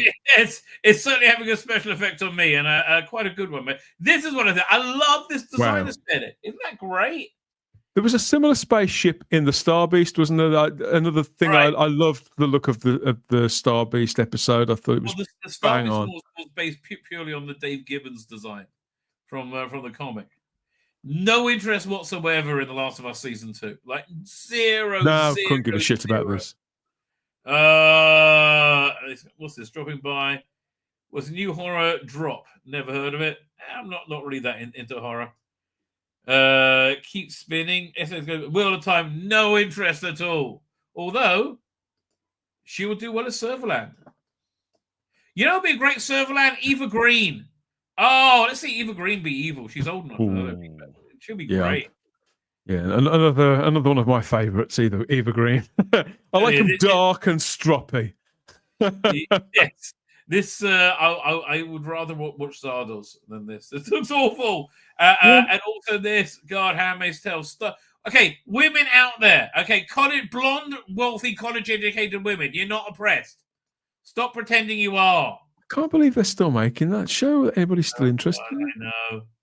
I know. What's Mickey 17? Clones. I've never seen the other 16 movies, so I'm not going to watch this. So Robert Pattinson and Mark Ruffalo. I mean, that's two strikes against it right there. Mark Ruffalo. Mark Ruffalo is really a problem him. for me. Yeah. Why do you get none of this interests me in Lost Lands? Mirko with David Batista. I thought it was Paul J. Anderson. So this is the one that we talked about. Yeah. This I thought it'd be good, but then it looked like it was shit. Daredevil. I really got to try and force myself to episode 2 and 3. I don't know. I think it's worth a second look. I'm looking forward to seeing the. I think there's a new one tonight or tomorrow. I don't know. Okay, this is the first time I haven't bought an animation. Have you bought this one yet? It's the first one I haven't pre-ordered either. I'd forgotten that I hadn't ordered it. I know. I hear that it's very good. I've had a few messages from people who've watched it already and said how good it is. So I'll definitely be getting it. But I totally forgotten about it. See, to me, I'm put off by it being it's outmoded technology, right? And that's really what it's just outmoded now. And I'm just saying it's done. Yeah. Where it was like future looking, now it's not. I really got to check out this movie, Electric State. People have been taking a shit on it, but it's on Netflix, so it's free. So okay. I haven't really got any great interest in it. I think the Russo brothers are incredibly overrated. I like Millie Bobby Brown. I think she's very sweet and quite talented. Chris Pratt, I can take him or leave him either as well. There's usually something with an 80s aesthetic would get me right away, but that just hasn't. So I'll probably watch it on a rainy day. Have you opened up your season 7 Blu-ray yet? No. Oh, you're hurting me. You're hurting me. I'm about over a third of the way through, right? Probably this weekend I'll be opening that up. Don't know any of these things. First, I can't remember that movie. Deep Blue Sea. That was Samuel Jackson. Oh yeah, really, really fun film from about 25 years ago, maybe. Yeah, Godzilla versus Bellante. It was from '89. I must have seen this on TV one Sunday afternoon. Yeah, none of this is really getting my attention. No, I'm not going to read any of these. The Art of Making Mickey 17. I don't know anything about Mickey 17. I don't want to like the art. Okay, whatever. I'm glad you did some work on it. Evolution of the Toy. This looks good. Evolution of the Toy Darling. Collecting. I'm up for this book. Yes, my mate Alex, who's written. In fact, we've just recorded an episode of the podcast where I talked to Alex and the publisher David J. Howe about this book in great detail. So that was so much fun. I really for loved that. it. And it's also got forward by Richard Hayes. He was on your show on Tuesday, wasn't he?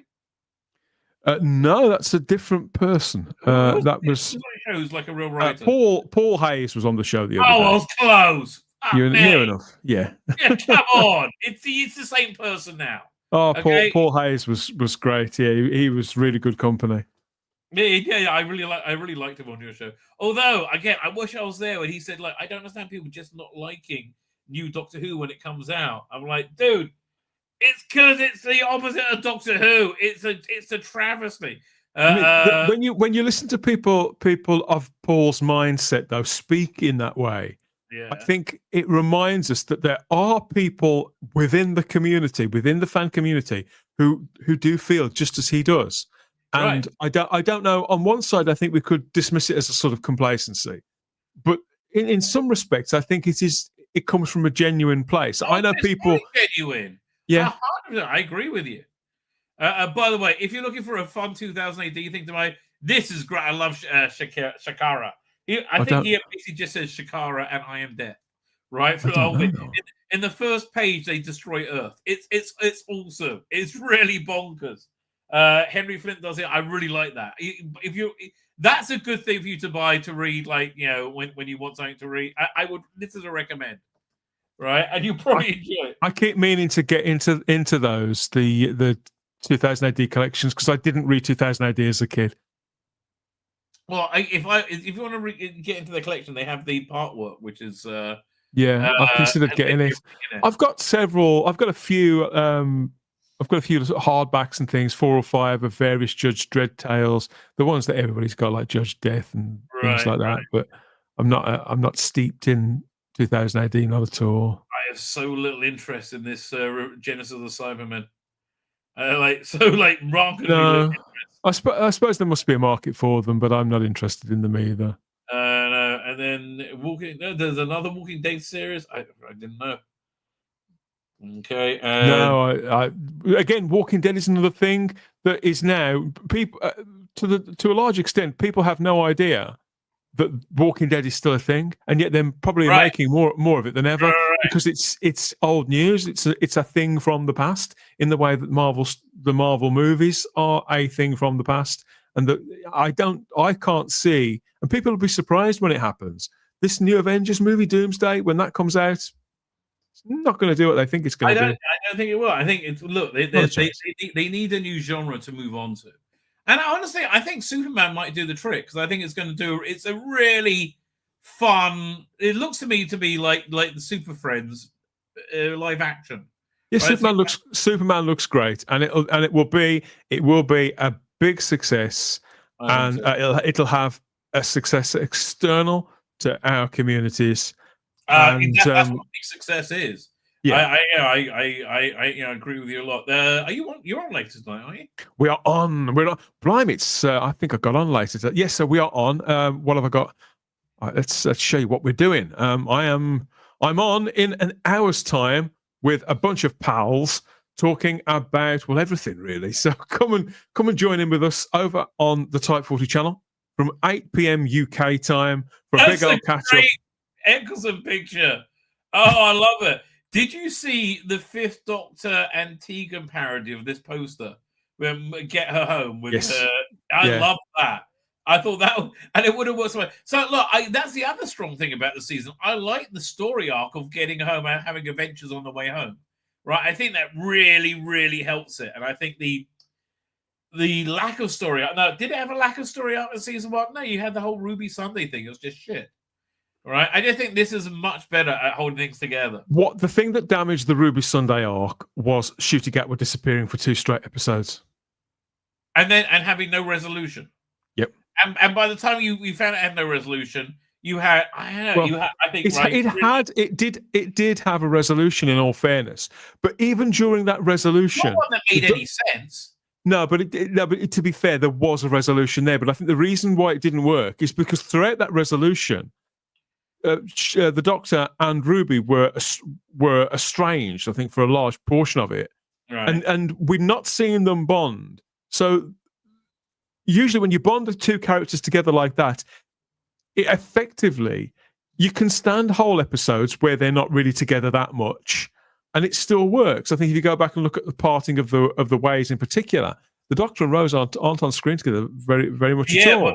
But that's the point, and they are together even though they're separate. That's a very good point you're making. But yeah, that's an ongoing problem with woke stuff, right? With the Black Captain America, its main problem was it didn't set up Anthony Mackie as Captain America, right? And they just assume putting a logo on and putting the outfit on is it. That's what you need to establish the character. That is the one storytelling lesson the Marvel Cinematic Universe should have taught the world, right? We can talk until we're blue in the face about, and we all love the fact that Doctor Who is so storied and has this sort of mythology and this fictional universe and all that kind of thing. But none of those things, and they killed the Time Lords, they did this to Gallifrey, they did that to, and that's all well and good. But there's only us that are bothered about that stuff. The general public, to them, it's a pretty simple show with a very sort of recognizable premise and formula format, and so the simpler you take it, when you're sort of taking it back to base, back to factory settings, the simpler you make it, so it's recognizably the show that they remember when they were kids, the better. Really, they're more likely to turn up and to run with it and to be there the following week. And I think that that didn't happen for season 1. I don't know why. I don't know why he overcomplicated it so much. This looks a little more Russell's just mindful. I mean, honestly, I think Russell's passed it and has handled with Trump derangement syndrome. Right? That's really the issue. Right? Like he's just bonkers. Like most of the entertainment industry, they're all completely insane. Yeah, I mean, that speech he gave at that sort of inconsequential awards ceremony, whenever it was a couple of weeks ago, was just laughable. He made a complete tit of himself again. But it hasn't affected the show or the fandom in any way, because who'd heard of Gaydio or the Gaydio Awards this time 2 weeks ago? Nobody. And people will have forgotten. We'll have forgotten about it in a few weeks' time. And he can carry on turning up at these various awards. And the reason why they always invite him is because nobody's heard of any other fucker who's there. So if he's not there, then the press aren't going to turn up. It'll get no coverage at all if Russell T Davies isn't there, whether he's actually written anything that's been successful or worthy of plaudits or not. So he'll be making speeches like that until long after his career is extinguished, which, on the strength of how things are going, probably is only a couple of years away. Yeah, who knows? Who knows or dares to dream? Fine. So you're on what? We're on in less than an hour, so I better dash. But thank you for having me on, Rabbi. I'll as well. See you for a bit on Saturday. Thank you, everybody. Yeah, I will see. I'll see you Saturday. I'm probably going to be on for the first hour. I'm 3 hours ahead of you for one night. In fact, this is a night where I spring forward. She cried. Quality, not quantity, mate. Good night. Doodle Pip, thank you for joining us. Fine, and with that, ladies and gentlemen, I am also going to wrap up. I am back Saturday, as I said, 6:30. Probably an hour show, and then straight onto dance at 8. Okay, so there I am, ladies and gentlemen. I'm going to hit the end broadcast button. I'm going to hit it again. Say good night. Good luck,